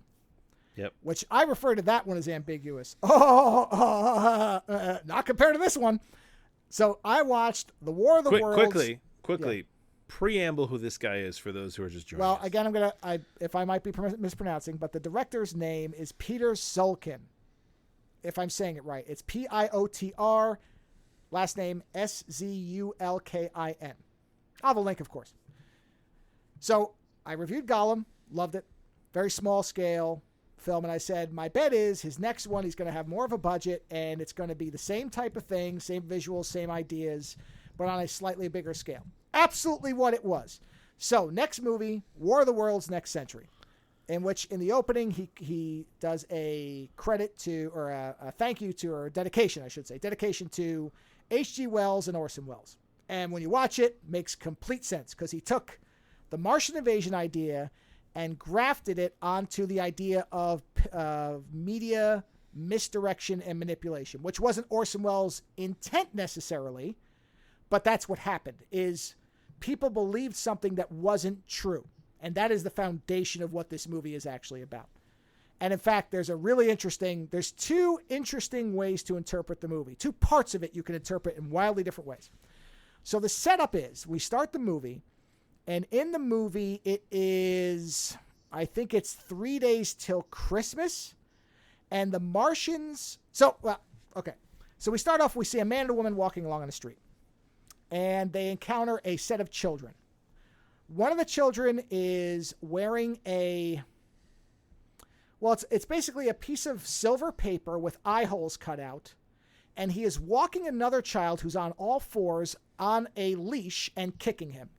And the guy goes over and says, "What are you doing? Why are you kicking him?" And the kid on the ground says, "Well, he's a Martian and I'm a human." And he says, "Oh, so you think you're better than him?" And the kid says, "Well, he is better than me. He's a Martian."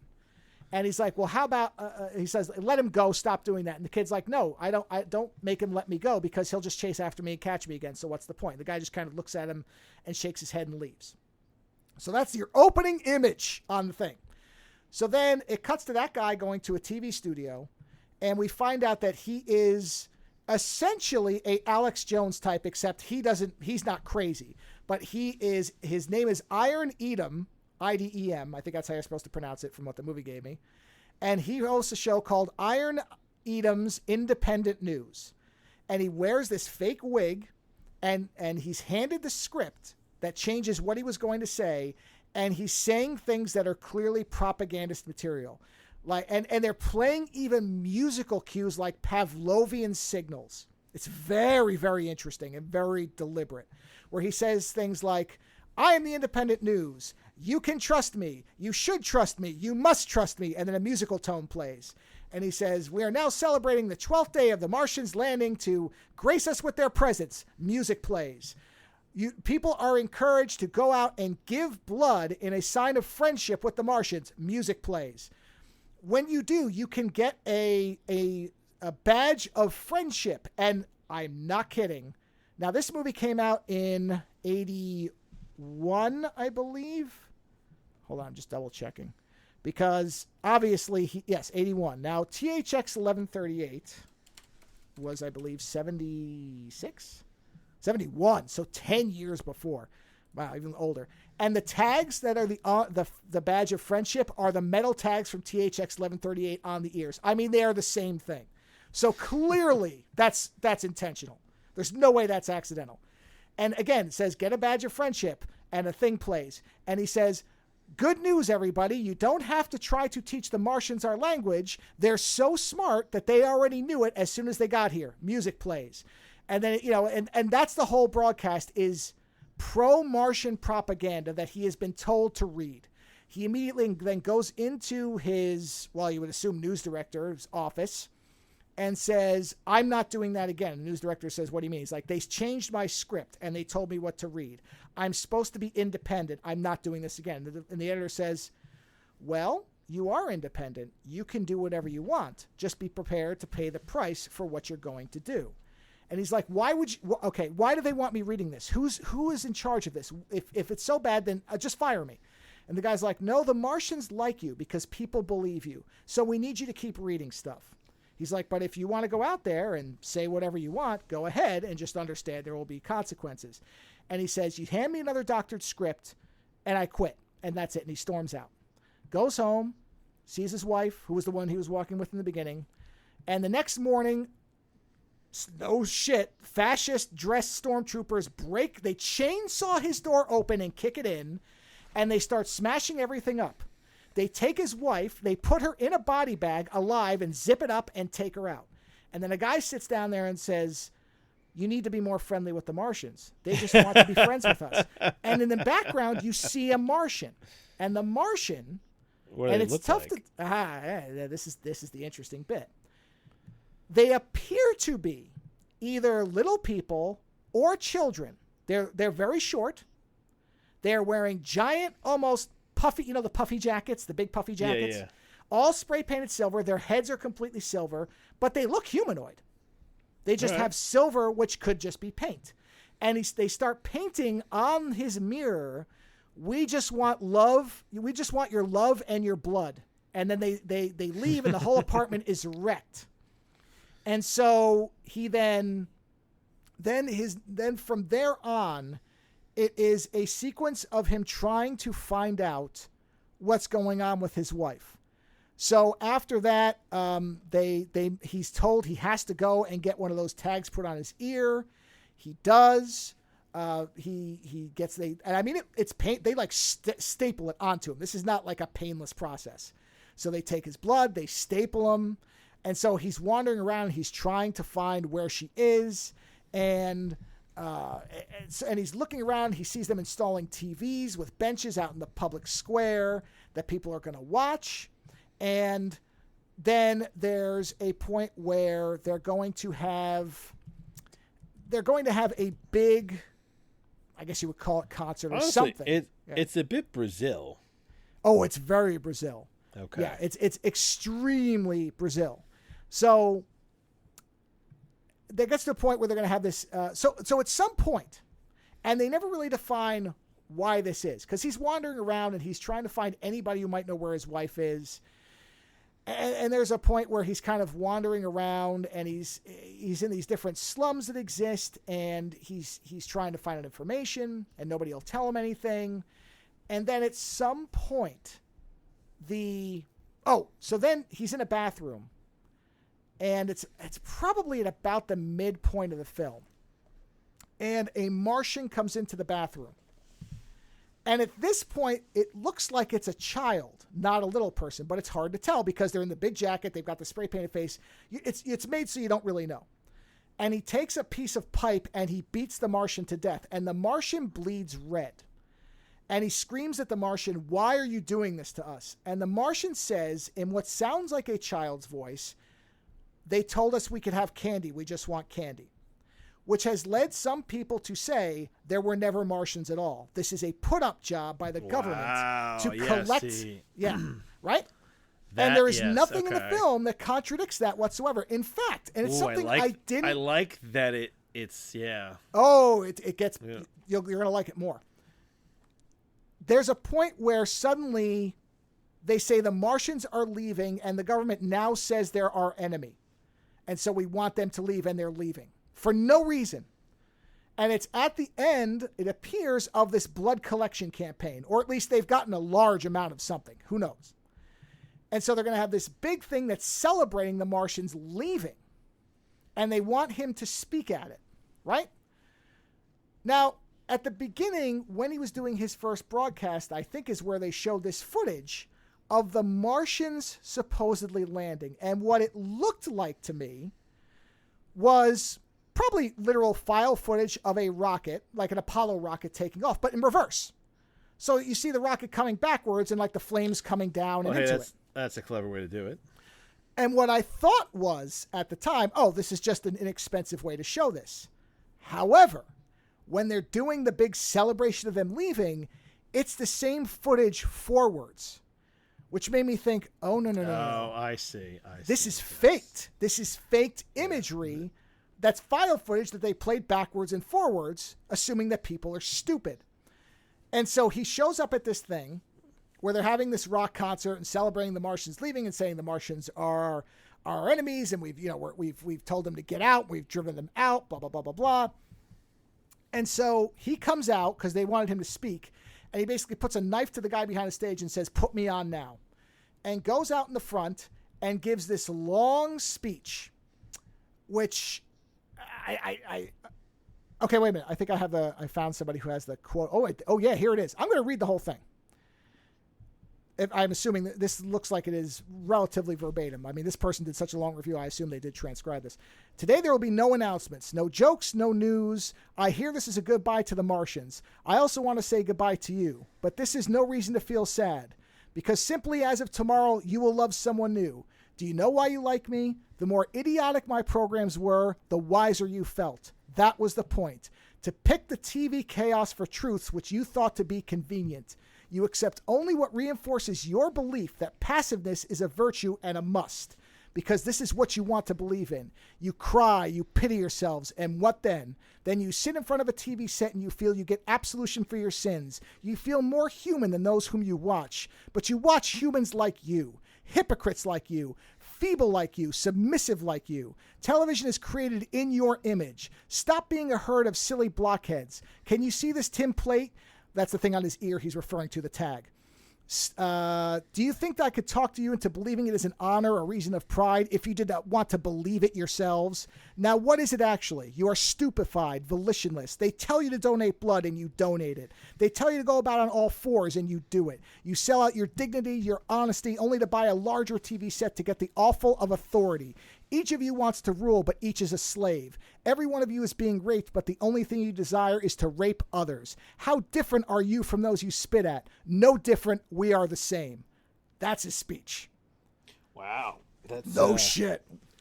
That's not something that would happen in an American movie. Man, oh man, it sure the fuck isn't. So then they Jeez, immediately, of course, come out and drag him off the stage and arrest him.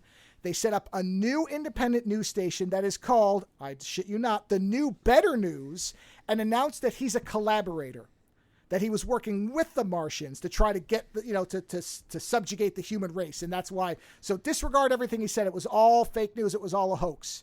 But in fact, he was telling the truth. So they've got him in prison. And they're like, we want you to do a show trial and admit that you did all this stuff and that you were lying and that we were in the right and the Martians were in the wrong and that you were helping them. And he says, no. And they say, well, what would it take for you to get that? And he says, I want to see my wife. And they're like, you want to see your wife? Yes. Okay, fine. We'll let you see your wife after you do your little thing where you admit to all this stuff. So he does the show trial. That's not good. Yeah. So does the show trial, admits it. They sentence him to death. They put him back in his cell. They drag in a body bag. He opens it up. Wife's dead. Wife's been dead for a while. So they killed her right away. Of course. Yeah. Of course they did. Yeah. Right? So now they take him out. They sentence him. Everybody's thrilled that he's going to be killed. They take him into the execution chamber, room, whatever. And it's being televised, of course.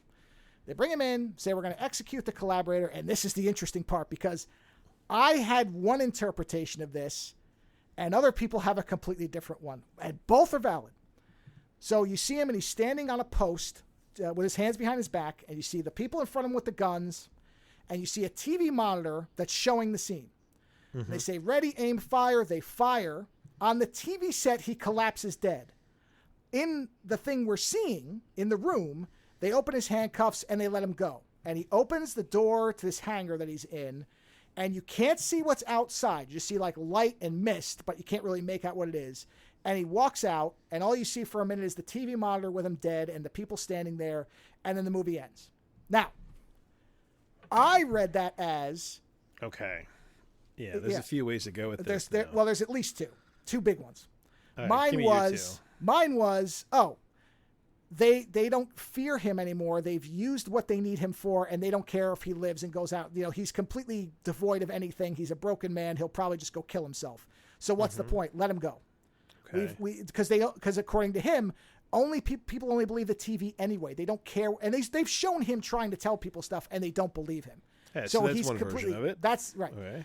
And then the first review I read about it, that was a very positive one, said, and so he walks off into the afterlife, Brazil style, and he's actually dead. That's one of the things that came to me right away. That it basically you're messing with the idea of what is real anymore. And the thing is that if he's dead on TV, maybe he's really dead at this point. But the TV lies, so maybe he isn't. And that's honestly it's quite genius. It's the whole, it doesn't have to necessarily be either for sure. People hate that. I love that personally, but people hate that. Yeah. I mean, is it that they don't give it a shit anymore? And I love that he didn't stay his hand because he didn't like, or show his hand. He didn't like have the, because if he opened the door and there was like the silhouette of his wife or some, shit like that, you'd be like, oh, wait a minute. But he gives you nothing. Well, in the same review that I quoted from, I love this little bit about the ending that this reviewer, this is a great review. I may actually link to the letterbox thing, and I'm going to tell you who the name, because this is a great review, because this has that whole quote. The reviewer's name is Zach Mosley. In fact, I will link to the letterbox thing so you can read this. It's an excellent review. And about the ending, he says, hold on, I have to get down to it, because, this is a probably 13-paragraph review. It is spectacular. Here it is. Okay. Item on the television screen slumps dead, but the item, or Edom, however you're supposed to pronounce it, that we observe in the warehouse remains alive and after a moment's pause shrugs off his bonds. If we interpret this literally, it's not clear why the regime lets him live, and the film never gives us subsequent plot points to aid our speculation because it ends. Instead, Edom is shown walking over to the warehouse hangar doors and opening them to reveal a blank, white, misty exterior framed in a television-like square. He enters the light and the film ends. William Gibson opened his novel Neuromancer with the line, "The sky above the port was the color of television tuned to a dead channel." And this is the future that Edom ventures out into. Perhaps television is the, quote, real reality and Edom is dead. Or perhaps the white frame he walks into is his own oblivion, the immortal eternity of televised infamy. Yes, but now that they've brought Gibson into this, right? Yeah. It can also say it doesn't matter. It doesn't matter that you're alive anymore because we've said you're dead on the TV, and the fiction is more real than the reality. Sure. That's why it's great. He's no longer really alive because the TV said he's dead. And Yes. even standing in front of people won't prove that he's real. Right. Yeah. No, there's a hell of a lot going on. It is a magnificent film. I fucking love it. So what's wrong with these guys' movies? Why are they obscure? Well, number one, they're foreign. Let's Okay. just be honest. They may, let me preface all this by saying, I don't know if they're obscure everywhere else. I've never heard of them, but I'm an American. What the fuck do I know? I know that there's entertainment that entertains you, and there's entertainment that challenges you. Yeah. This is of the challenging. Oh, definitely. And that may also be, I mean, his speech about the television thing might be the exact it's fantastic. thing, Yeah. You know? And the fact is, they're subtitled. Again, they're not, Yes. I do not believe there's English up for them. I have heard that line many times of, wow, I don't do subtitles. Right. Yeah. I'm like, what? You can't read and watch a movie at the same time? Come on. Now, the other thing is, I don't know, because this is the first time I've seen them in any type of Blu-ray, so I don't know that they've ever been available in a wide release. They may have only been on VHS. They may have been hard to find in the United States. I don't know why they're not more well-known. I assume at the time when they came out, they were probably partially suppressed because they were critical of the Communist Party that was in charge. So there's probably a lot of reasons for it. But honestly, and the poster, my wife saw it because I took the discs and I, of course, digitized them so I could watch them on our Plex. And she saw that and she said, what is that? Like it looked, because it's a horrifying image. It's this face with the mouth being drawn back with a leather belt in this really tight way. And what is this? Again, what is the name of this one specifically? The War of the Worlds Next Century. It's very long. But if you look that up, you will see a beautiful poster, which I almost want to get because it's so well done. I mean, the posters for all these are really good, but you got to look it up. Now, there's one with a woman in a red dress. I see. With the one? With the massive teeth. Yes, that one. Yes. Isn't that a great image? Who's the guy who did all the art for Hunter S. Thompson? Oh, man, what is that guy's? I know who. Oh, God, what is that guy? He reminds me of that. Yeah. I can't think of the guy's name. It's the wacky ink, you know. Yeah. Jeez, what is that guy's name? I should know it. I knew it off the top of my head before. I don't remember, but yes, he did Animal Farm. He's done a lot of stuff. Yeah. Yeah. Yes, it's that type of thing. So why are they not known? I don't know. I have a feeling that it is. Well, let's see. Let me look it up. Let me look up the film and see how it was available. Okay, it doesn't. Jeez, there's barely even anything on it. Oh, hold on. Yeah. You're talking about great posters. Yeah. Okay, so type into your image search. Sure. The War of the Worlds Next Century poster, right? Poster, yeah. Now, let's see. Scroll down till you see the guy's head that's got the giant nut on it, like a metal nut for a bolt. Well, you see that one? Thing. Hold on, I'm looking for it. I don't see it yet. It should be like. I'll link it to you. Because you can usually copy the URL of the actual image. Yeah, hold on. I might just be because don't forget I'm using a different search than you, so I may not. Oh no, sorry, it's a different movie. Okay, is that THX 1138? No, it's not. It's Man of Iron. Man of Iron. I'm sending you the link. Well, I could probably find it with that. Yeah. Oh wow, I see it. Yes. Wow. Yeah, isn't that a neat poster? Wow, who made that movie? Yeah, and that was linked. So the reason it popped up for me is Polish. because it was. Yes. Wait a minute. Wait a minute. Let me look this name up. I think I know who this is. Hold on. Hold on. I want to look at something. Let's see. Awards and honors. Where's his film? Directed by Andrzej Wajda. Yeah, that guy. I know that name. Why do I know that name? Hold on. I'm looking through his filmography. Why do I know that name? Man of Marble was the first one, and then the sequel is Man of Steel. And it's an anti-communist labor movement. Yeah. I thought I knew that name, but I don't recognize. It's a very striking image. No, it's great. A lot of the posters for Polish movies are excellent that I've seen, because a lot of them were about this stuff. I mean, there's Russian posters too from for anti-communist films are fantastic. No, I thought I knew that name. Yeah, have you ever been to the website Eastern European Movies? Well, I may have and don't remember. It's possible. Oh my God, they have a wealth of shit here for you. I will take a look. God, that name just seems so familiar to me, but I don't see anything that I recognize. All right, so I'm only going to press you here because yes, go ahead. I don't know where my power cord for my computer No, that's fine. is. This is gonna be a shorter review. And I've got about 20% of my battery That's left fine. here, which never happens. That's the kind of chaos I'm living in right now. I followed this up with Transformers: Rise of the Beasts. What's wrong with you? You know what? I'll tell you what.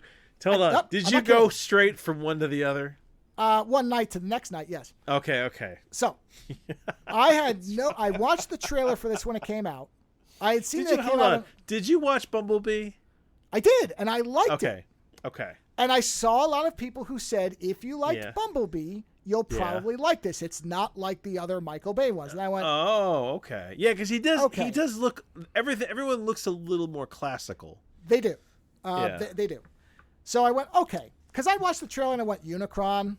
Really? You're going to go to Unicron already? But okay, fine. But I guess it's like 8 whatever. movies in, you know so what? whatever. They brought in Optimus Primal, who's Ron Perlman, by the way. I know, and he is utterly badass. Yes. So I hope that they did him justice. Okay. I liked the movie. I will likely never watch it again because in its narrative, it is extremely formulaic. And I would put Bumblebee a little ahead of it only because Bumblebee is a very focused in most of its runtime story. It's Bumblebee and the girl. That's the story, which is always going to be better because you get to know the characters better. You know Bumblebee better, you know the girl better. It's a better story in terms of characters. Now, Rise of the Beast is better than any of the Michael Bay films, without even a doubt. I'd watched this movie a dozen times before I'd watch any of the other ones once. So let's context this correctly. It is a very entertaining film, and I think kids will love it because there's lots of robot fighting. There are moments of CG overload, which you just have to expect. But there are also times where there's enough restraint shown in how it's happening that at least in 50% of the robot battles, I knew what was happening. Some of the other ones, I think the editing and the way the shots were too tight, you can't really see, but whatever. That's just how it is. So I will warn everybody, the Maximals don't show up for about an hour. Now, the movie's about 2 hours and 5 minutes. Oh, no. No. It moves briskly. I will say, it doesn't drag. So they set you up for it, the anticipation. Yes, you get an opening where you get the Maximals and Unicron, and they escape to Earth, of course, where the Autobots are as well, because they had to leave Cybertron. I don't even remember why, because I don't remember the Michael Bay films, but they're there because there's war on Cybertron. They left because there was a war. Yeah. Right. So hey, forget that. Just remember the beginning of Bumblebee. Yeah, the beginning of Bumblebee is them fleeing. Yeah, that's the best thing I've seen of Transformers, period, in live action, period. It's the best. If that whole movie was that, oh, man, that's what I want, is give me the Cybertron battle as a movie. But whatever, fine. I can watch the animated one, and it's perfectly good. So, it's in the 90s, and the soundtrack is mostly 90s hip-hop, which actually I enjoy the shit out of. It's a lot of LL Cool J. It's a lot of like that stuff of that time period was when I still liked, before it all became auto-tuned and horrible drum loops that sound like a car having a seizure. I liked hip hop back then. I liked the old Run DMC type stuff. I used to listen to that. And that was still happening in the 90s enough that the movie soundtrack is great. So I loved it. Some people won't. Fine. I thought it was great. It's two human characters, Noah and Elena. Noah is a ex-veteran who had a kind of a troubled past when he was in the service. His younger brother is sick. He has I don't know if they name what it is, but he's got some kind of illness. They're poor. They're living in New York City. he's trying to find a job. Nobody wants him because the military basically said that he was not great on a team, even though, he's like, it's just a misunderstanding. My brother was sick. I was just trying to, whatever. He's being discriminated against because of his Army record and the fact that he's Hispanic. That's what it is. That's all you need to know. Simple as that. He can't get a job, gets desperate. There's a guy he knows who says, well, if you want to boost some cars, we can sell them and make some money. And I know where there's a Porsche, a 964, beautiful car. And he says, if we boost this, I know a guy we could sell to, and you get some money, you can help your brother. You want to help your brother or not? And he's like, well, I'm desperate, whatever. The typical thing where when you have nothing else to turn to, crime is what will pay. So he goes to boost the car, and of course the car's a Transformer. And the car is Mirage, who is voiced by Pete Davidson, who some people, that will make him go, ugh, which I'm kind of surprised they went with him, but I mean, the guy, he knows his shit. I mean, I'm neutral. I've never seen anything the guy's in. I know some people love him and hate him. I don't care because I don't know who he is. I mean, I know who he is literally by name, and that's it. So I don't give a shit. He's in a professional movie, and they're going to digitize his voice just like everybody else. I thought he did a good job. I mean, he's a wise ass, which is what he's supposed to be. Mirage is a fun character. So, of course, he's like, well, I could probably help you out. The thing that he says, this is one thing that I would love a whole movie of kind of this as the first half until something more weighty comes around. He says, look, man, he's like, you can go ahead and sell me. In fact, I can change into a nicer car. You sell me, get the money. I'll leave, come back, change to a different car, and we'll have you set. Because he turns into a Lamborghini. He's like, they'll pay way more for this than a Porsche. Then he changes to like a Formula One car, which was actually his original version. So that's a nod to the actual character. Yeah. But that's fucking great. He's on board because the guy's like, my brother's sick. He's like, I'll help you out. He's like, I could just keep changing, and then they'll park me, they leave, and I'll split because I'm alive. He's like, we'll make you money in no time. And the only reason they don't, I mean, that alone, I wish we'd gotten about 10 minutes of them doing that, but of course then the character wouldn't have an arc to go on. So I know why they didn't do. But the fact that Mirage is all in on crime, I loved it. I thought it was great. But then what happens is Optimus and the rest show up because the transwarp key that Unicron needs to be able to travel anywhere. He's Galactus, basically. He wants to travel all over the universe and just eat planets because he's hungry. Here's another thing. If you ever expect to see Unicron in his robot form, stop. You're never going to. No, they're not going to do that. They polarize the Silver Surfer. You barely see Unicron. You see him in planet form a couple times. You see his eyes. I don't know who does the voice for him, but it's a good voice. And what you're really going to see is Scourge, who was in the movie, probably because they're saving Galvatron, because Unicron's still around at the end of this film. So I'm assuming they saved Galvatron, who is... Peter, I know Dinklage does a voice for it. Dinklage is Scourge. He's the villain. Oh, perfect. Yeah. I mean, all right. The character says all cliches, so who cares? It's not really a performance to me. Listen, this is a 1980s morning cartoon. No, I know that, but in other words... but that's... He's not adding anything, so it's literally that they just want his name on the poster, which I'm like, this is the problem. This is the problem they had with Hugo Weaving. Then they got Hugo Weaving to do what's his name, Megatron, for the first movie, and his voice was lost in the digitization. Sure, yeah, same thing. So but when Leonard Nimoy came in and did the voice of was it Sentinel Galvatron. Prime? Oh well, no, yeah, he was Sentinel Prime, but he was Galvatron in the animated movie, and he was great. Oh no, that was Orson Welles, dude. No, that was Unicron. Unicron was Orson Welles. Oh, Leonard Nimoy was Galvatron. Got it. You're right. Yep, it was Orson Welles. You're right. But yes, it adds some gravitas to it, right? So yeah, I guess here and there you can tell it's Dinklage, but honestly, most of it you don't even know it's his voice. So it's a shame. Okay. Yeah, and of course they've got I don't remember the guy's name. The guy who does Optimus is back, so you know his voice right away. You can kind of hear his age now, but whatever. Who cares? It doesn't matter. So the first hour is Mirage and Noah, and then the girl is Elena. She works in the Natural History Museum and finds the first half of the transwarp key, and then discovers that the transwarp key has been broken in half by the Maximals so that nobody could find both pieces at the same time. But the first hour, the Maximals are really only there for the prologue, and the rest of it is Optimus kind of getting together. And one thing I like, and they cut some of this movie, I actually do want to watch the extended version because they cut some things that were kind of dumb, probably because they just wanted it to be a faster movie. But Optimus is very number one, he doesn't trust humans. He's very much like, speaking of Hugo Weaving, he's like Elrond was when he's like, you can't trust men. Because this is still early Optimus, right? Yeah, and Optimus also, what you don't know in this movie but was cut, and it makes more sense once you know it, is that he finds out that a lot of the Autobots are dead because he left. They died after he left, and so he feels like he should have stayed. So he's got this weight that, you know, he thinks he has basically lost Cybertron because he left, and he says humans will always defend themselves. They're never going to be able to work with us because in the end, they will sell us out if there's something they want, which is, you know, the aliens thing. Fuck each other over for a percentage. So I completely understand where he's coming from. So that's the first hour. And then they end up finding out that the second piece of the key is in, I believe it's Peru, which has a lot of jungle and forest. And gee whiz, who do you think's in the forest? Because basically Scourge and them, they attack them at the museum, and Michelle Yeoh, as a digital bird, comes in and blows everything up and gets them out. And she's the first Maximal that we see since the prologue, and she says, oh yeah, they're in Peru.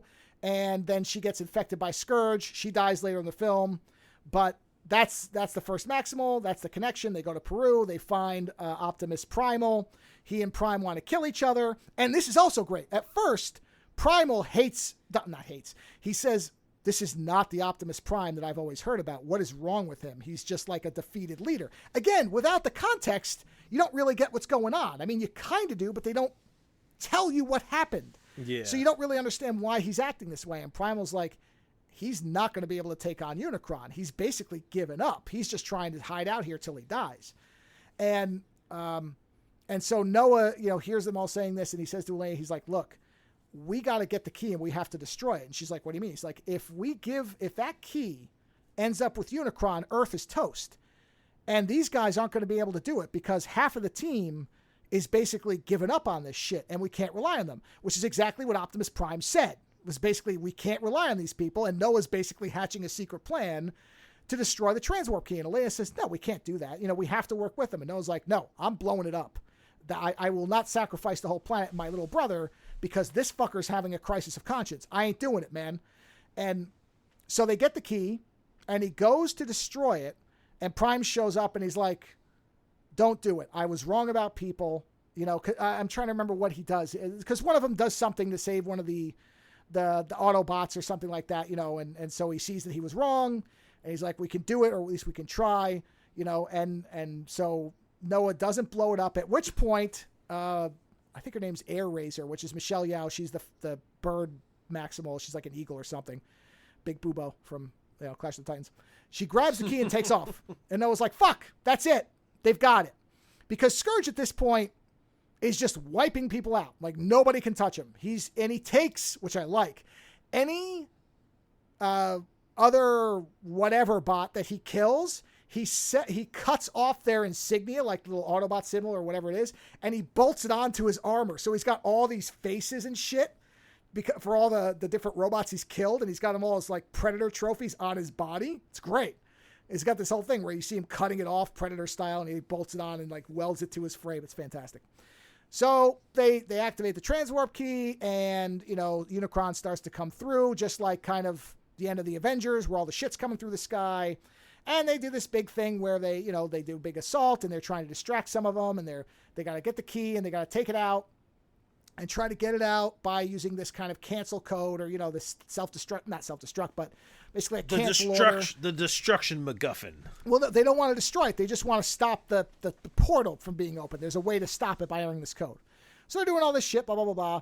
And, you know, the Mirage is fighting Scourge, and Scourge goes to kill Noah, at which point Scourge basically starts shooting at him, and Mirage goes over him, and he's blowing him away, and he kills him, and he kind of collapses on top of Noah, but he kind of comes back for a second. He's like, hey man, you got to keep him distracted so that Elena can get to the key. He's like, how? And he's like, I'll form as my last dying thing, I will form into a Warlock style exosuit for you, and you can basically become Iron Man. He doesn't say that, of course, but that's what it is. So he forms into a suit. Oh, I think I've seen pictures of this. Yeah. So he's fighting him, and he's getting his ass kicked, at which point Primal and Prime show up, And they're all fighting them. And, it's the big fight at the end. And Elena goes and she gets to the thing. She fights off a little stuff here and there. She goes and she's entering the code, at which point something, I think it's Scourge, blows the console up in front of her. So now she can't stop it. So the key's there. And so Scourge is fighting everybody. And Prime and him get into a one-on-one. And he kills Scourge by putting him into a lava flow face first, which is fucking awesome. And then basically Prime is looking up and Unicron's coming through. And, and Bumblebee gets killed. Bumblebee dies at about the halfway point. No. I think Scourge stabs him through the chest. And so Prime... But he can't die. Well, we'll get to that. But Prime brings him in, and Primal's like, because the forest they're in has Energon everywhere. So Optimus Prime says, there's Energon. Why can't we use it? And Primal says it's inert. If we could activate it, we could bring him back, but we can't. So, of course, something happens where it activates the Energon, and Bumblebee shows up at the big final fight. And, now he's back in action, all this shit, because he's in a later film, so of course. But now he's in his kind of cool 80s Camaro form and shit like that, so he's all over the place. There's some nice fighting where, Scourge takes on basically he's the truck from Duel. They even said it's the truck from Duel, the Spielberg film. And him and Optimus are fucking ramming each other on the road. That shit's great. So anyway, we're in the final fight. Transwarp key's there, and Prime says, okay, everybody leave. He's like, I've got to blow the key up. And he says, but it'll kill you if you stay here. So you've got to leave. And everybody's like, well, we'll stay with you. We'll help you. And he's like, no. He's like, you got to go. It's this or Earth's toast. He's like, and I'm like, well, this is following the movie because Prime dies in the animated film. So I'm like, oh, okay. They're gonna kill him and bring him back somehow for the other one. So and that was the plan. He was supposed to die, but I think it's in test screenings. Nobody liked it. So of course they had to change it. But you can tell there's a point where they were going to kill him because it's all set up that way. He blows the key up and everything is kind of collapsing in on itself like a black hole. And, of course, Noah and Primal show up and they manage to pull him out of the vortex. And, Unicron is stopped, but he's still out there. And the end of the movie is basically Prime and Primal are like, well, we're just going to have to wait and we'll have to be ready because he will come back at some point, which I assume will be another movie with Galvatron because they've said there's 2 more movies coming. So I think Galvatron will show up. So, okay, that's the end of the Autobots part. So then we get the first of 2 credit scenes. The first one is you see that Noah has rebuilt Mirage in basically of any parts that he can find. He's the worst looking clown car. And the guy who was helping him, who wanted to help him steal the car, is like, oh, Jesus, what is this? You're not going to be able to sell this for anything. He's like, I'm not trying to sell it. And he points at it and then he comes back to life and it's Mirage. He's like, the fuck did you do to me? Well, he doesn't say that. It's PG-13. But basically he looks like shit. He's like, hey, man, you're alive, aren't you? And he's like, well, yeah, I guess you have a point. Okay, blah, blah, blah. So then we cut to later and we see, and I didn't see the movie, so I didn't recognize this character, but anybody who had will probably understand who this is right away. So then we see Noah, and he's in an office with somebody. He's meeting for a job. And I know the actor. He's been in a bunch of stuff. But he's sitting there, and he's talking to him, and he's like, well, we're really impressed with the job that you guys did in Peru. And he's like, well, what are you talking about? He's like, hey, we know what's going on. We're part of a group that monitors, what's going on the planet to help it against interdimensional threats. And I'm like, oh, okay, well, there was a military group in the original Bay film. So I'm like, oh, this guy must be the leader of that. So I was just assuming that's all it was. And basically the guy... Yeah. It's not... what's this? The guy who looks like Timothy Oliphant. Yes, I guess, sort of. No, it's not that guy. No, I know who you mean. Okay. No, it's not him. That's Joshua Demishel, whatever his name is. No, not that guy. This is a character actor who I've seen in a million... You would know who he is as soon as you saw him. He's been in everything. I think he was in House of Cards. I think he was... like one of the guys working for Kevin Spacey. But anyway, so he walks over and he says, and Noah's like, well, I don't know what you're talking about. I don't think I want to be involved in this. And he's like, all right, well, I'll tell you what. He says, you think about it because we could really use somebody with your skills. And he gives him a business card. And then he walks to the back of the office and the office opens up and it's this huge military complex with all kinds of shit. And he says, if you change your mind, you know where to find us. And the things close and Noah looks down. The card says G.I. Joe. And I was like, what the fuck? But apparently they've been working towards this. This has been the plan for a while. Oh, that's funny. So I'm like, wow, we're doing a crossover with this shit. All right, sure. G.I. Joe and Transformers. They did a few crossovers in those comics. Well, they did. Apparently that's where they're going with it. And that's the actual end of the movie then. But I didn't recognize the guy. So Rise of the the Maximals Everything. is the segue into a GI Joe reboot. Apparently, yeah, I guess. My God. Whatever. That's So- hilarious. So, like I said, Hold I on. don't know if that guy was in Is in the this- GI Joe movie. Is this the skinny guy? I think his name was uh Stammer on House of Cards. I think that's what Oh, his wait. name was. hold on. I might be wrong. Or Doug Stamper. Let me look at. No, that guy looks a lot like him. Is that the same guy? Hold on.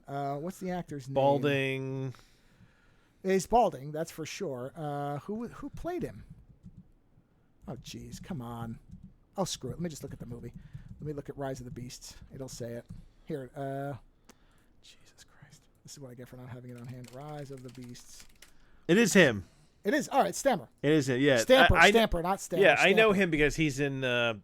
He's in that Tom Clancy show with. What's Okay, it called? was he in the GI Joe films? And I didn't know that? No, he wasn't. He Oh, isn't. he wasn't. Okay, I thought. No, but he was. All right. He's probably the best part of the Tom Clancy show. What is it called? Jack Ryan. Yeah, Sorry, right. I keep calling that show Jackie Ryan.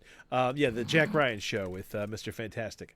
He's basically an ex-CIA guy who is kind of running. He's gone independent, but it allows him to basically do shit the CIA can't do.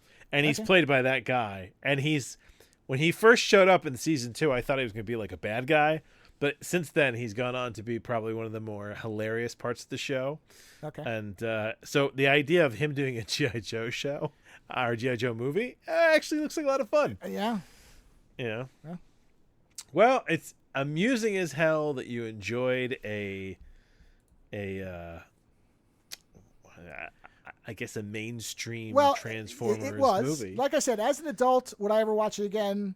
Unlikely. No, but you don't regret having seen it. No, I don't regret it. And I Yeah. think that because actually Len in his Discord said, would a 14-year-old enjoy this? And I said, well, I did.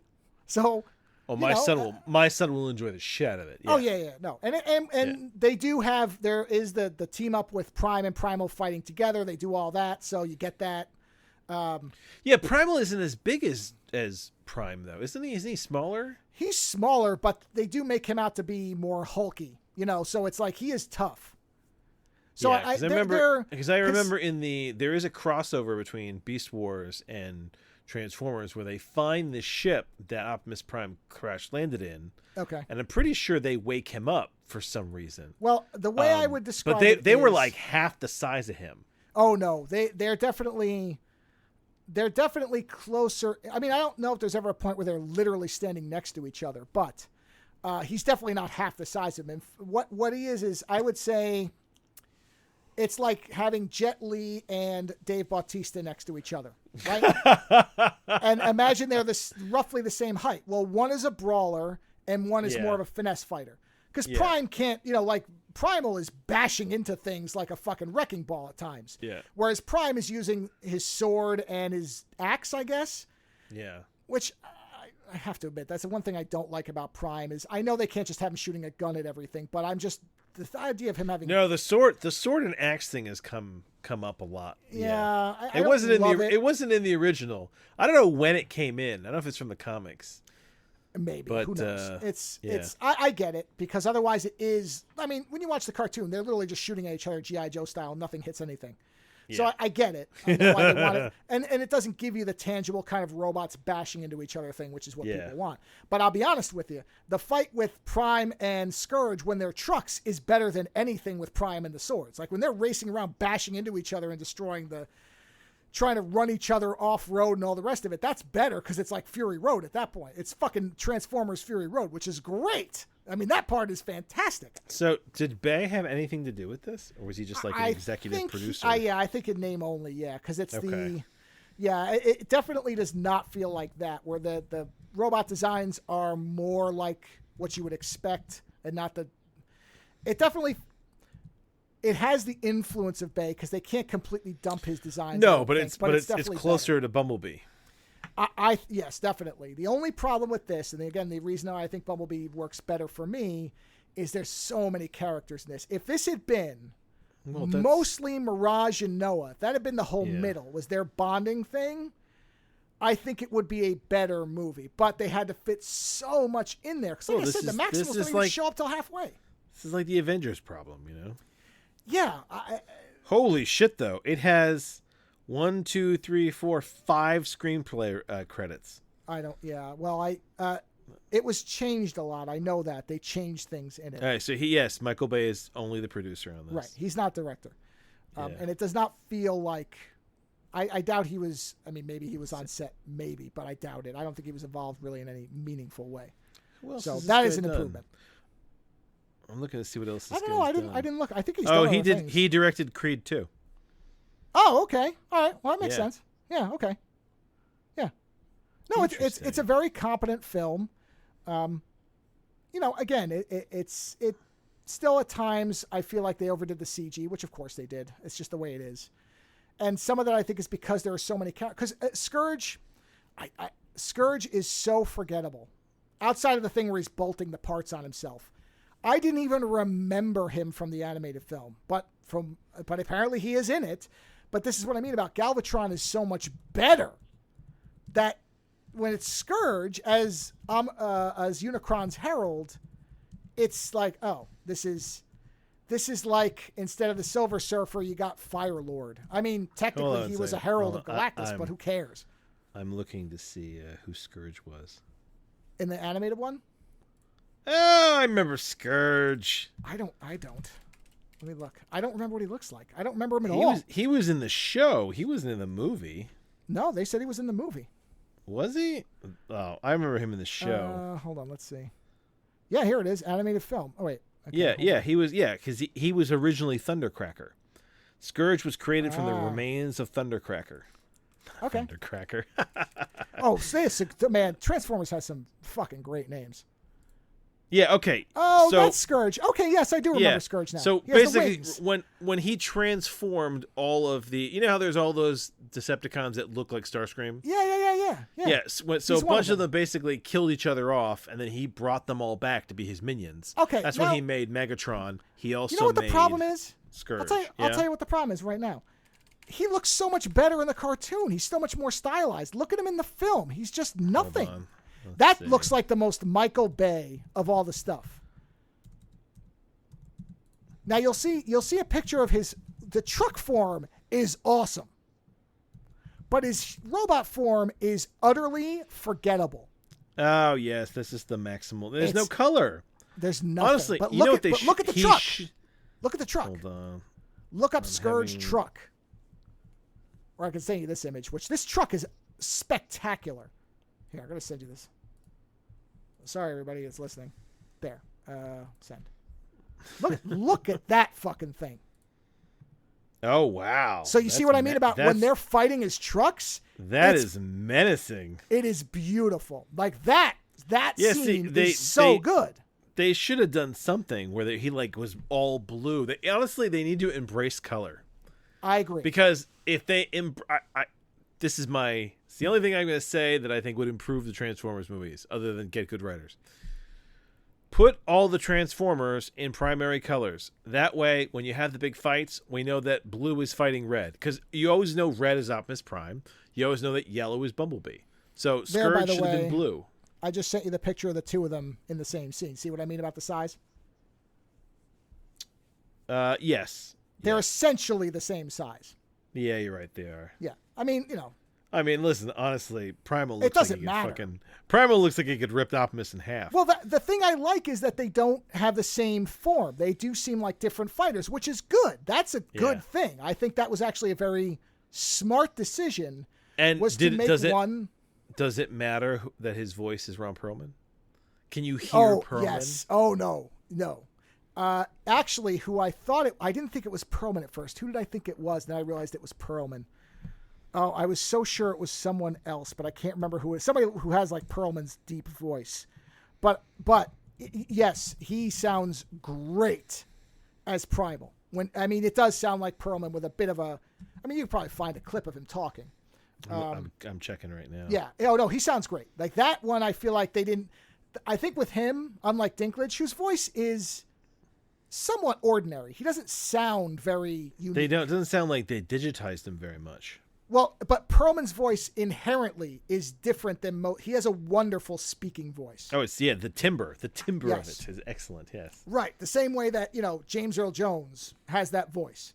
Ron Perlman has one of those voices, but I didn't think it was him at first. Who did I think it was? You know what they really need? They need Morgan Freeman to do a Transformer. You know what? I can't remember who did Unicron. Who the hell did Unicron?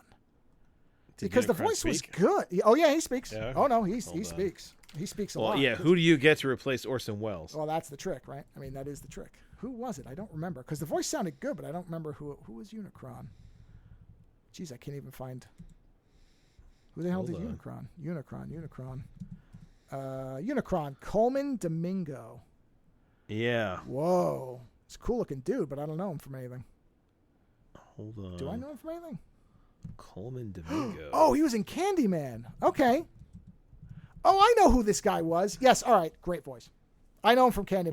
Was Coleman Domingo the Candyman? No, he was not the Candyman. He was I believe, the God, what was his name? I believe he was the guy who was trying to. How do I put this? I think he was trying to change. He was the one who was trying to make him into the new. Or was he the guy who they thought was Candyman? I'm trying to remember now. William Burke. Chance Encounter, the true story. Where is it? He might have been the guy that they. No, it is. It's the guy who was trying to make him into Candyman. He was the guy who was setting him up. That's what I thought. So he's the guy in the laundromat, for anybody who's seen the movie. The guy in the laundromat who he keeps going to, and the guy who's telling the artist the story of Candyman. That's who he is. And who in the end is trying to make him into, trying to summon a new one by setting the guy up as Candyman. Yeah. Got great voice. Great voice. So great Unicron. I just didn't recognize who he was. So like I said, there you go. You know. Well, so really, you surprised me. Honestly, I would never have watched it if I hadn't seen the reviews name checking Bumblebees. The only reason I did. But I'm glad I did. It was a fun time. So, honestly, I've given you two wildly different films that you can watch. I just don't know if War of the Worlds is available anywhere. Let me just take a quick look. Besides, I bought the Blu-ray set. I don't know if it's actually... Is it on YouTube? It does not appear to be. So that's the only... I wish there was easier ways to watch this for people who'd want to seek it out. I think it's great. So I would say if you can watch it and it sounds interesting, you should. And if you liked Bumblebee, or if you want something to watch with your kids, because you're not going to watch War of the Worlds Next Century with your kids. But, well, I mean, maybe some people will. I don't think most people will. But I thought it was perfectly fine. It's not quite as good as Bumblebee, but it is definitely not anywhere near as dreadful as the Bay films are. So I'll say that. I had a good time with it. So it's one of those movies where you can watch it with younger viewers and you won't suffer through it. I think that's the way to say it. Because there are movies where parents watch stuff and they're like, oh, fuck, can this please be over? No, and there's ones that you watch. You're like, it was a lot of fun. Like, what was that? That's what this is. The Dream movie with Aquaman. That was a lot of fun. Sure, yeah.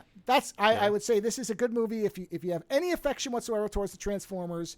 You won't hate it the way I hate the Michael Bay ones, where I'm just like, this is a fucking travesty. Yeah, honestly, what you've got at this point is the movies are dealing with the remnants of the Bay influence. Yes, and I think this one threads the needle fairly well in trying not to piss off the executive producer by shitting on his version. Yeah. But still manages to pull back some restraint and have these robots looking the way you want them to. So either movie I would highly recommend, but they are wildly different films for different audiences. But as I can tell you, you can watch both and have a good time. One might stick with you a little longer than the other. Which one that is up to you. And on that note, over 2 hours in, I'm going to say, have a good weekend. Watch something. And if you watch both, I'd be curious what your reviews are, so feel free to tell me. But if you watch War of the Worlds Next Century, I would be thrilled to hear what you think, because I thought it was a massively wonderful film. I will be moving on to the next one in the series. And if you were on the fence about Rise of the Beast, now, you might want to wait till it hits a streaming service. I went ahead and rented it because I was like, fuck it. why not? I'm curious, and my curiosity often overpowers my restraint. So I was like, screw it. I'll see what it is. Do I think it's worth the rental fee? If you really love Transformers and you have kids, yes. Anybody else, maybe wait till it hits whatever service it ends up on, which is probably HBO. But still, good time. And the other one, man, the other one is one to chew on. So have a wonderful weekend. We'll talk to you again next week. Visit OzoneNightmare.com to subscribe to new episodes, browse through our back catalog, or to find links to support the show. Follow @OzoneNightmare on Twitter for the latest episode postings and other show information. If 280 characters just isn't enough, you can always email us, theozonenightmare@gmail.com. The opening theme for the show is provided by Heartbeat Hero. The closing theme is provided by Ogre. Please visit and support these artists using the links in the show notes for each episode.